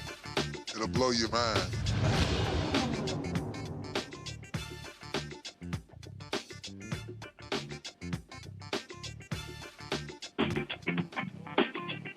All right, folks, welcome back. Mound Bayou, Mississippi, right here on Roland Martin Unfiltered. Obviously, when we talk about Mississippi, Medgar Evers played a huge role fighting for black folks in this state, and, of course, massive tie-in to Mound Bayou. Mayor Johnson comes back, and he decided to bring his daddy. You know, black people always want to do a shout-out. So introduce your dad. Well, this is Herman Johnson. Herman came here in the 50s, and he came here with a letter from his Southern University professor to give it to Dr. T.R.M. Howard. And in that letter, it was introducing my dad, and my dad came to pick my mom up and go to Chicago, but Dr. Howard kept him here because Medgar Evers had just sent Medgar Evers to Jackson. So he needed somebody to fill the seat, and that's how my dad ended up here in Mound Bayou, Mississippi. And you never left? I'm still here. You're still here? Still here. Tell, for the folks watching and listening, the experience of being here during that period. And you're talking about 1950, so now we're talking 76 years. If you don't mind, let me just say real quick. When I came here, Mound Bayou was jumping.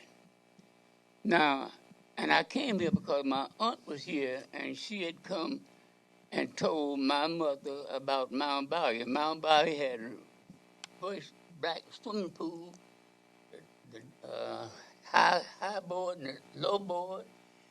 It had the first zoo for black people probably in the state.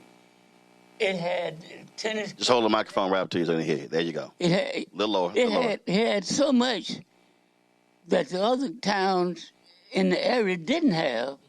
And I'm saying, I got to see this town. So when I came here and Dr. Howard said, you take this job, and I took Medgar Evers' job, and I worked with Magnolia Mutual Life Insurance Company until the Klan got so hard on him, they said they were going to kill him.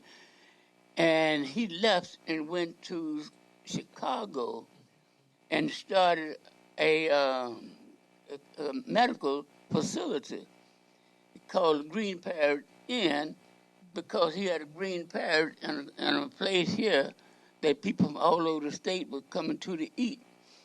Now, I was kind of small then, and I would see the people eating big old watermelon and the pitchers of water, and the water was brown. I thought it was beer and watermelon that he was serving to them. But anyway, he started the Green Parrot Inn, and in the Green Parrot Inn in Chicago, interesting thing, and I just like to say that he was the first medical facility in the state of Illinois that was prepared for, what was it? he was ready for abortions. No other place in the state of Illinois was ready for abortion. And the white people got mad at him because they saying this black man gonna make too much money. But the interesting thing too, and it's a story that's not told by everybody, J. Edgar Hoover, who was bad on black people that was in civil rights, when they stopped Dr. Howard for ambulance chasing in Chicago, because he was working for S.P. Fuller, and they stopped him saying he was ambulance chasing, and he said, well, when they, and he took in court, he said, when they come to me, they said, hey, I don't know anybody that has ever seen the pain. And you tell me if you've ever seen the pain, so I give them for what they said that they needed. But anyway, the interesting thing, and I saw it in the Pittsburgh Courier, that J. Edgar Hoover, who was so bad on black people all over the United States, he supported Dr. Howard complimented him for what he did in Mississippi, and I was surprised. Well, that's because J. Edgar Hoover was actually secretly black. This is you were talking about taking Medgar Evers' place. Even to the point that he left his typewriter and so it was on display over here. It's this typewriter over here. Anthony, don't tear up the museum, dog. I'm just messing with you. So we got so we got your photo over there. Man, get that shot steady, dog. Of a typewriter here. So that's what you worked on? Well, the typewriter and the chair. That sucker look heavy. Desk and everything. So the chair and so he left everything. He was like, well, when he left, of course, he went to the state for NAACP field director. I took his place, and when we had to close, we had closed about 2 years later. We closed Magnolia Mutual Life Insurance Company. So I brought the furniture home because somebody had to have it. So I brought the desk, typewriter, and chair. And I kept it. And my sons grew up using that typewriter. My daughter grew up using the typewriter. And we know anything about it. Didn't know it was that it was Medgar Evers. I didn't tell them because at that time, Medgar Evers' name had not become important. But anyway, later on, after he did become, known nationally, Medgar Evers, and later on, Marina Evers, who was Medgar Evers' daughter, came to do a speech in Mound Bayou, and she came to my house, and I sat her in the chair and desk and typewriter, and I typed in the typewriter. This is the typewriter that came from Magnolia Mutual Life Show that your daddy owned when he was, and she said and cried. But anyway, that was just an interesting story that I brought from Magnolia Mutual Life Insurance Company to my home, and now it's in the museum. Darryl, share for folks, this will be the last question before I go to break and bring up our final guest. There's a sign over here. Share for folks who never heard of this connection between Mound Bayou and Emmett Till until they actually saw the movie. That's right. A lot of people did not know. They don't tell our history, but here's the deal. Mamie Till comes to Mississippi. She's coming to a racist, dark state. Mound Bayou is the light. It's the lighthouse. It's the place of sanctuary. And Dr. T.R.M. Howard actually pulled her in, not only her, but other journalists and other people, white and black.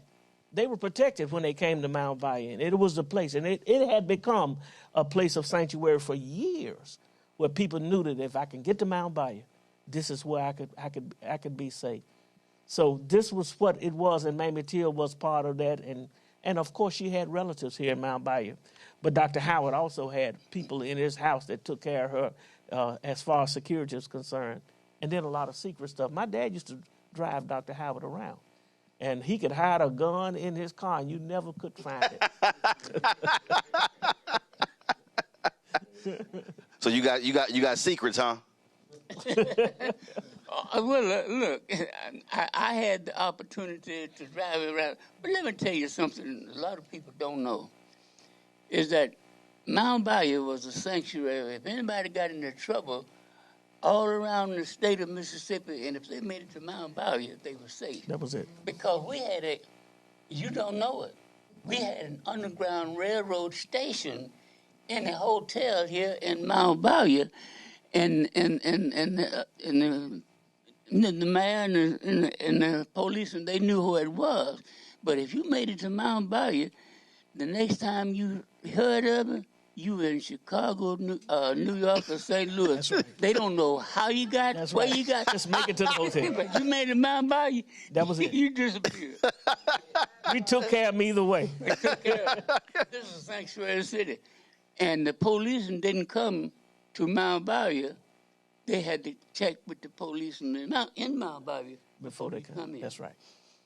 And it was a long time before they started trying to make their way into Mound Bayou. That's right.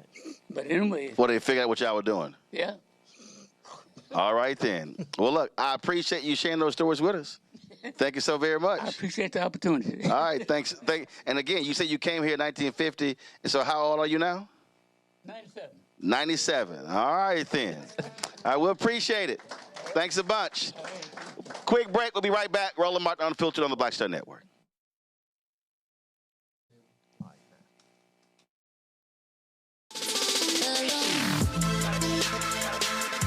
Hey y'all, welcome to The Other Side of Change, only on the Black Star Network and hosted by myself, Rhea Baker, and my good sis, Jamira Burley.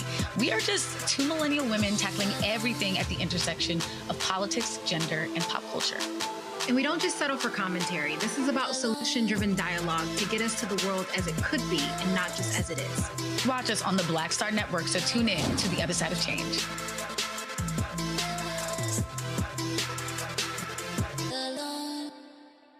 If in this country right now, you have people get up in the morning and the only thing they can think about is how many people they can hurt, and they got the power, that's the time for mourning. For better or worse, what makes America special, it's that legal system that's supposed to protect minorities from the tyranny of the majority. We are at a point of a moral emergency. We must raise a voice of outrage. We must raise a voice of compassion. And we must raise a voice of unity. We are not in a crisis of party versus party. We are in a crisis of civilization, a human rights crisis, and a crisis of democracy itself. And guess what? You've been chosen to make sure that those that would destroy, those that would hate, don't have the final say, and they don't ultimately win. I'm Mark Morial, President and CEO of the National Urban League, and I'm watching the Black Star Network.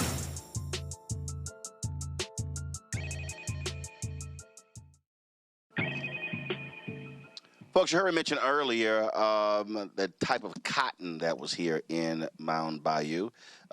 It was, you see the sign right here. It said the highest grade of cotton in the world. And joining us right now is Dr. Sade Hit that. I did it on purpose. Dr. Sade Turner-Speed, Executive Director of the Cotton Pickers of America Historic Site. Glad to have you here. So what is the Cotton Pickers Historic Site of America? Explain that. Well, it is a tribute to Grandmama now. It is finally our effort, our very intentional effort to say thank you for picking all that damn cotton. No one has honored them throughout.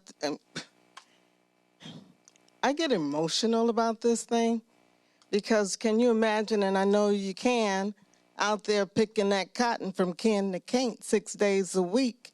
And how much did you make? How many thanks did you get?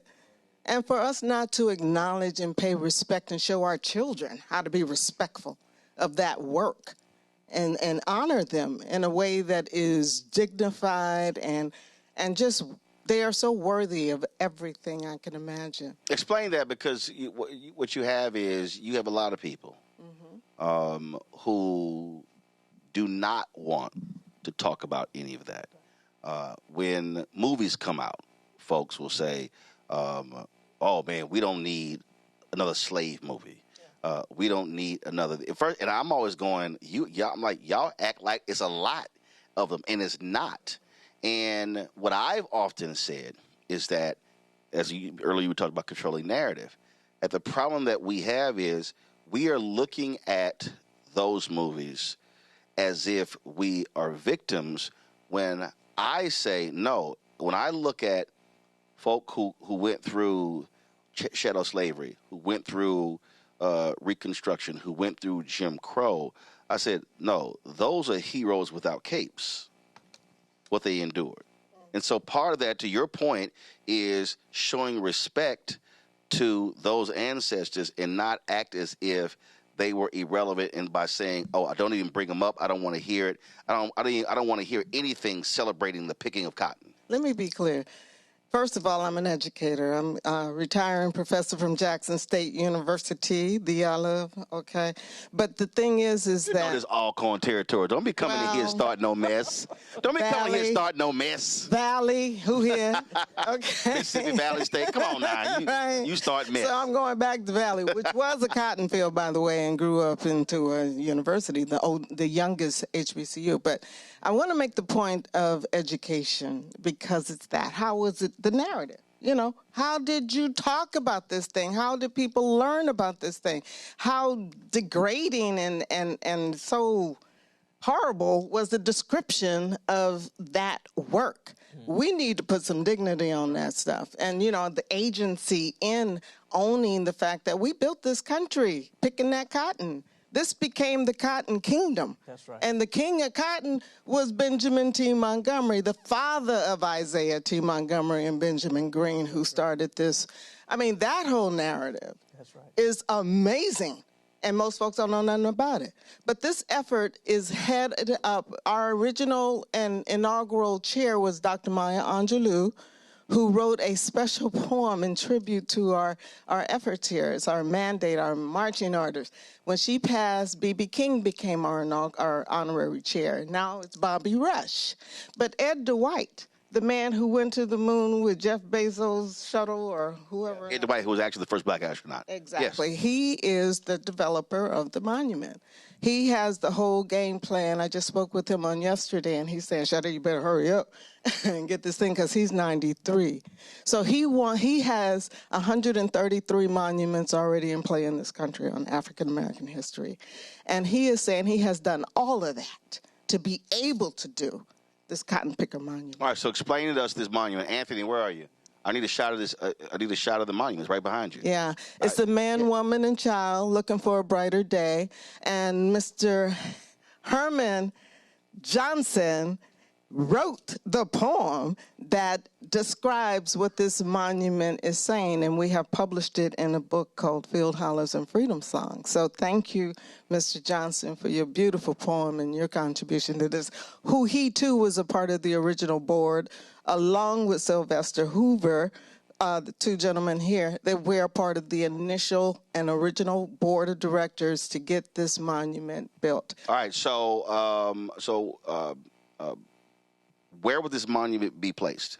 Mound Bayou. And, okay, what do you need? How far along are you? Well, we need $30 million. Somebody out there write us a check real quick right now. So you need so to build this this monument, what will be the size of this monument? This monument will be on, it's a historic park. Right. And it will extend to Mississippi Valley State University. We're still negotiating that.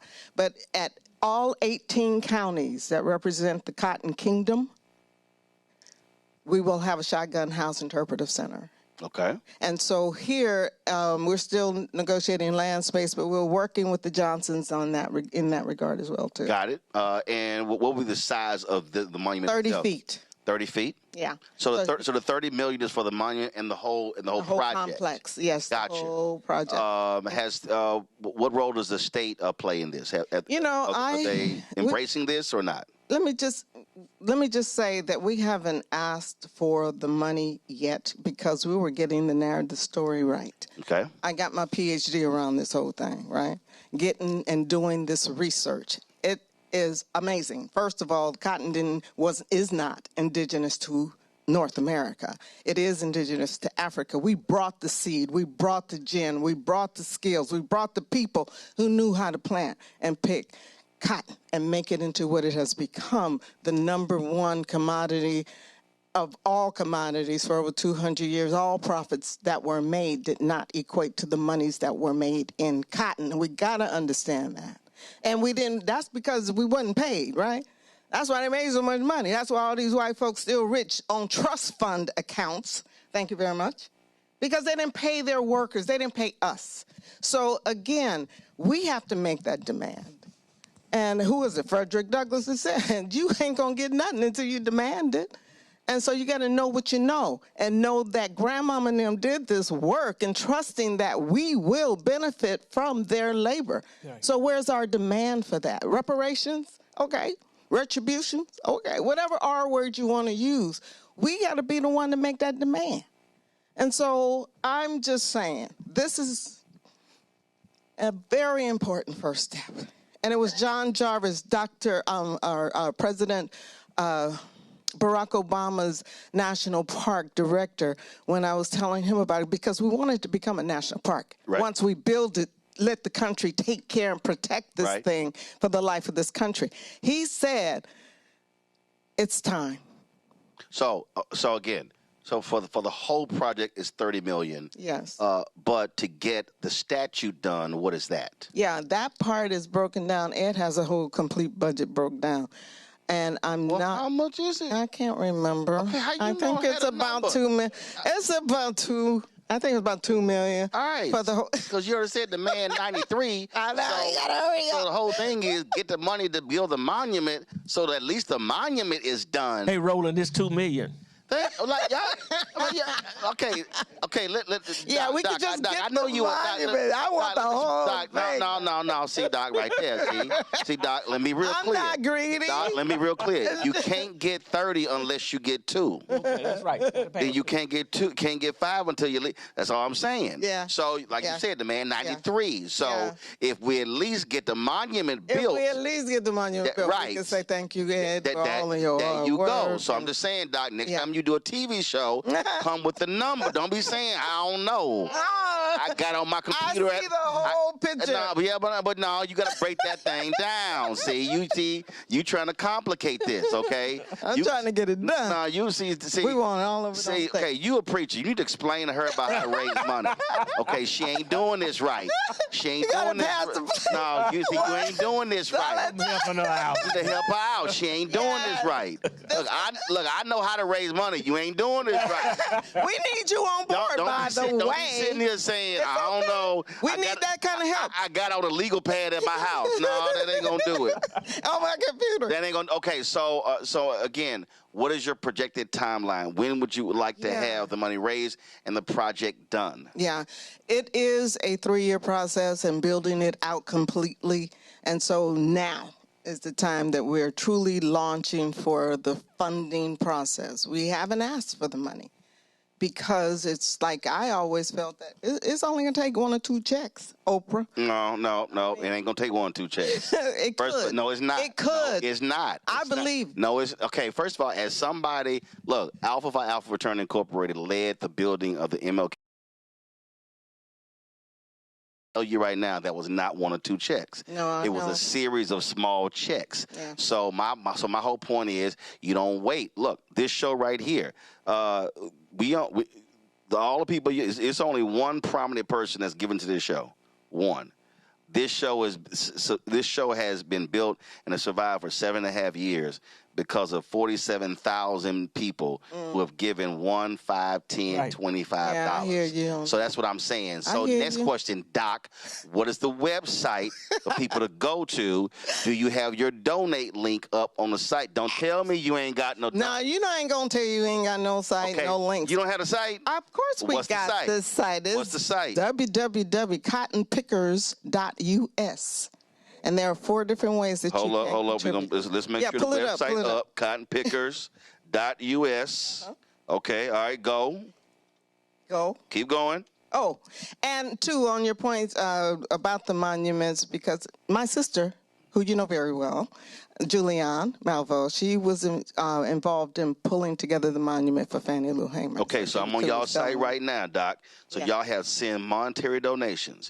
Y'all got Cash App and Venmo. Okay, I'm going to need you to add PayPal. PayPal is on. No, PayPal not on. Doc, I'm on the website. Okay, Doc, it should come be on on now. there. Doc, I'm way ahead of you.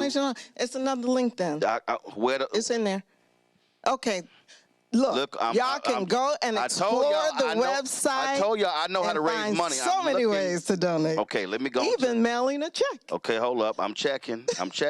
Make it payable to Coffray Inc. We are a 501c3 not-for-profit organization here based in Indianola, Mississippi.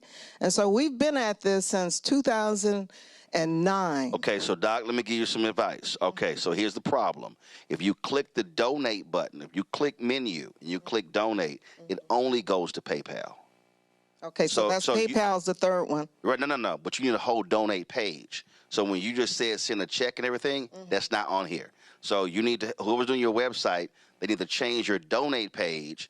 And on the donate page, they need to have PayPal, Cash App, Venmo, Zelle, and the address. All the options. All that right there on the page. Because so the problem is on your main page, it only has Cash App and Venmo. But if you click to donate, it only goes to PayPal. Okay. So you need to change the donate page. Okay, Clarice, do you hear that? Who? Clarice Norton. Okay, Clarice Norton. Clarice, let me help you out. Also, Clarice, on your homepage, Clarice, you got the money too low. So you need to have the money, Clarice, at the top of the page. The money is never too low. Put the money up top. Like at the top. At the top. Always put the money up top. I'm just saying. Okay? That's what you guys, I'm just saying. That's what you got to do. Yeah. Look, our fans have given $5.5 million in 7 years. Oh, so we know where to put the money. And so folks, do this here. Cottonpickers.us. Cottonpickers.us. Go to the website. Y'all can read all the information. It's a lot of great information on here. I'm looking at it right now. And you can support this as well. Anything else you got to say? Yeah, please support this effort to say thank you to Grandmama and them for picking all that damn cotton. All right, then. All right. Sade, I appreciate it. Yes. I got it. All right, here we go. Okay. So explain the Seeds of Hope garden, Indianola, plant your garden and make it grow. Explain this. Yes, we were talking about how youth can be and should be involved in this agricultural land ownership, planting the seeds, make them grow effort. We have something that is going to be a template and a model for all of the Delta to follow. And that is they're going to have their own little plots of land next to the House of Caffrey in Indianola downtown. And we have an acre of property where we're cordoning off 6 feet by 6 feet. And so we have the kids who will be monitoring and planting their own garden and making it grow. But we need y'all to help them. So you need to come through and help them, show them how to do it. Right. And then they will be planting their own little strawberries, their own little greens and onions or tomatoes or whatever they want. And these beautiful structures that we have developed for them, very artistically created with cinder blocks and walls of, how you can plant stuff on the walls. So if people want to do that, so y'all are doing an orientation informational meeting and walk through on Saturday, May 9th at noon. Yes. So if people want to get more information, what site do they go to? I don't see it on here. I'm sorry? Where do they go? Is there a website they go to? Oh, yeah, that, again, is the cottonpickers.us. So this is on here as well. So this information, the Seeds of Hope, is on cottonpickers.us. All right, y'all. So if you want more information on the Seeds of Hope, go to cottonpickers.us and check it out. Shirley, I appreciate it. Thanks a lot. Thank you. I'm not going to take a break, so I need you to come on up. We were talking earlier, Herman and Daryl. So explain to us, so this story has gone around that said that Trump's white Afrikaners from South Africa were invading Mound Bayou. And so we were chatting about that. So what is going on with that story? Can you explain it to us? Well, I can tell you how it happened. Got it. Into here. Because the story has gone all around, exactly. And black folks are posting about saying, "Oh Lord, Trump's white people are coming in and taking over the black town." And go ahead. Well, a man came in here, a young man looked like he was from China or something, and he came in here and said that he was writing a story. And he said he was writing a story for a publication in China. And he had been going around, he had been to Greenwood, he had been to other places in the Delta, and he was collecting quotes about the people coming from South Africa, the whites coming from South Africa, working in the farms in the Mississippi Delta. My response to him immediately, because I had people in here, and I said, look, I don't know too much about it, but, you may find other people around here in town who know something about that. He said, well, just give me a quote. Give me a couple of quotes. And that's it. Well, I can give you a couple of quotes because I have seen the people. And so I told him what I knew about it, and that was it.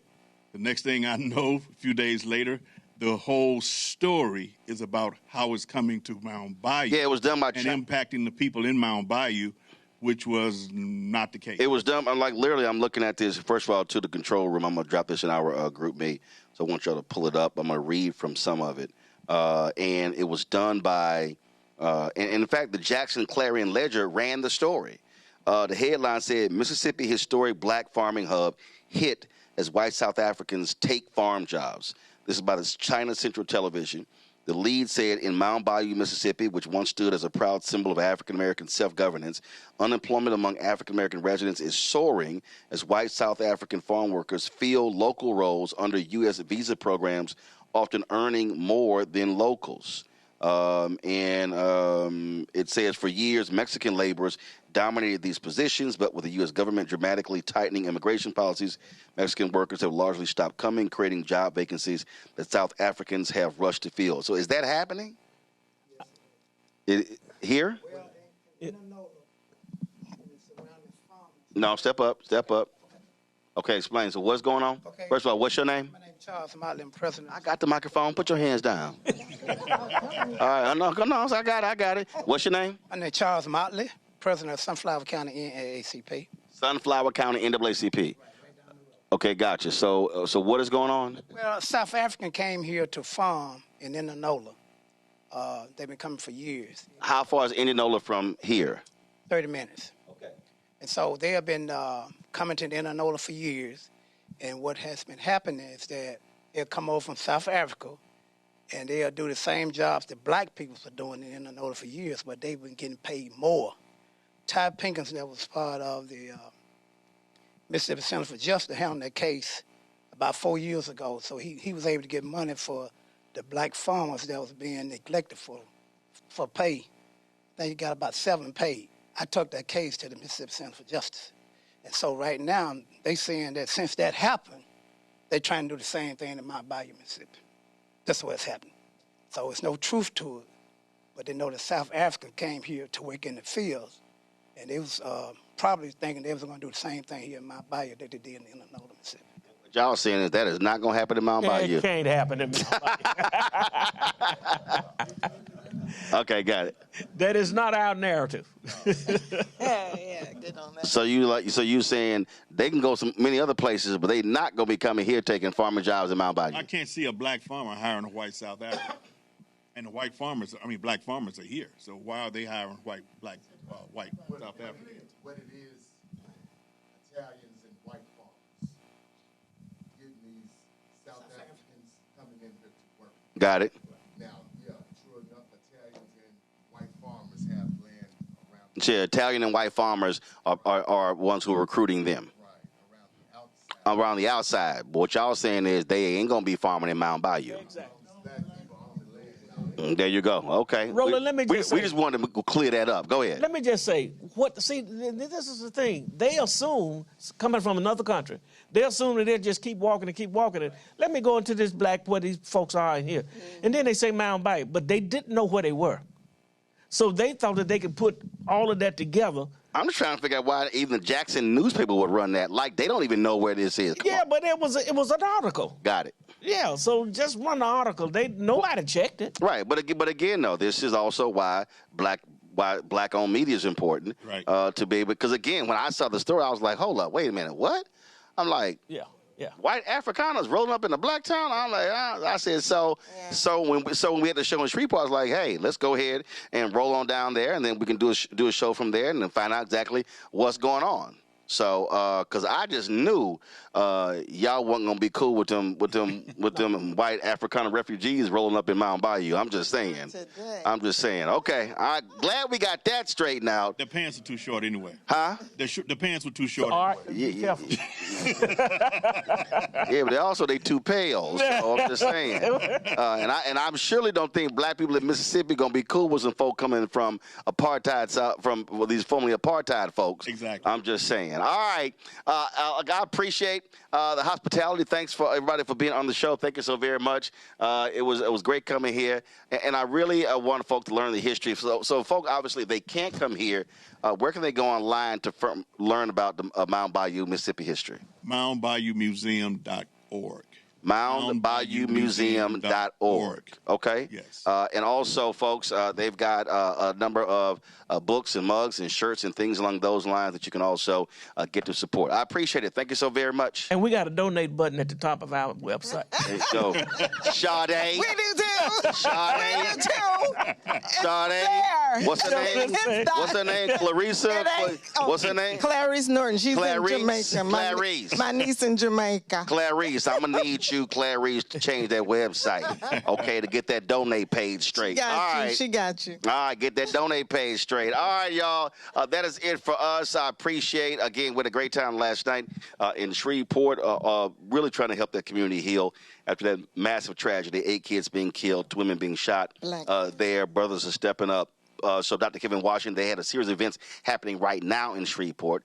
They've got other events happening tomorrow as well, and so please support that. And again, it was a great being here as well, folks. We're back in the studio on Monday. Look forward to that. Don't forget, continue to support the work that we do. Listen, we don't just sit here and like a bunch of these other people sit in the studio in D.C. or New York and never go out. We spend lots of time on the road, traveling the country, covering stories, talking to folks about what's going on. And so your support for what we do is critical. Our goal is very simple. Let me show you how to do this, Sade. Our goal is very simple. Our goal is to get 20,000 of our fans contributing on average $50 each a year. That's $4.19 a month, 13 cents a day. That supports all of the shows on the Black Star Network. And so we're able to do that. That raises $1 million to offset our annual expenses, which are $195,000 a month. And so your support is critically important to do that. And remember, every Friday, we also run the name of all of our donors. And so we have some 47,000 folks who have contributed since we launched the show 7.5 years ago. So if you want to be sure to get your name on that list, you want to contribute via Cash App, use a Stripe QR code. You see the QR code right here on the screen. Also, and if you are listening, go to blackstarnetwork.com, and you can actually access that. That's also for credit cards. Checks and money order, make it payable to Roland Martin Unfiltered, P.O. Box 57196, Washington, D.C. 20037-0196. Learn your address, Sade. Hey, is that you? PayPal is R Martin Unfiltered. Venmo's RM Unfiltered. Zelle, Roland at RolandSMartin.com. Roland at RolandMartinUnfiltered.com. Download the Black Star Network app. Apple phone, Android phone, Apple TV, Android TV, Roku, Samsung Smart TV. Also Amazon Fire TV. A lot of y'all want to get our Roland Martin Unfiltered swag. Our zip-ups, our crew necks, our T-shirts. Y'all know the best-selling shirt we have, Don't Blame Me, I Voted for the Black Woman.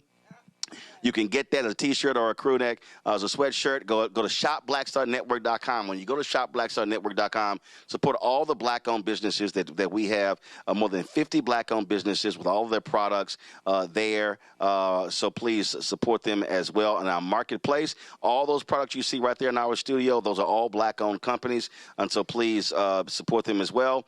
And don't forget, download the app Fanbase, the black-owned social media app Fanbase. Follow me at Roland S. Martin. And every day, check out the breakdown with Brittany Noble, noon Eastern on the Black Star Network. Folks, that's it. I'll see y'all on Monday right here on Roland Martin Unfiltered. Holla! Thank you, Roland. You gotta let the man know you.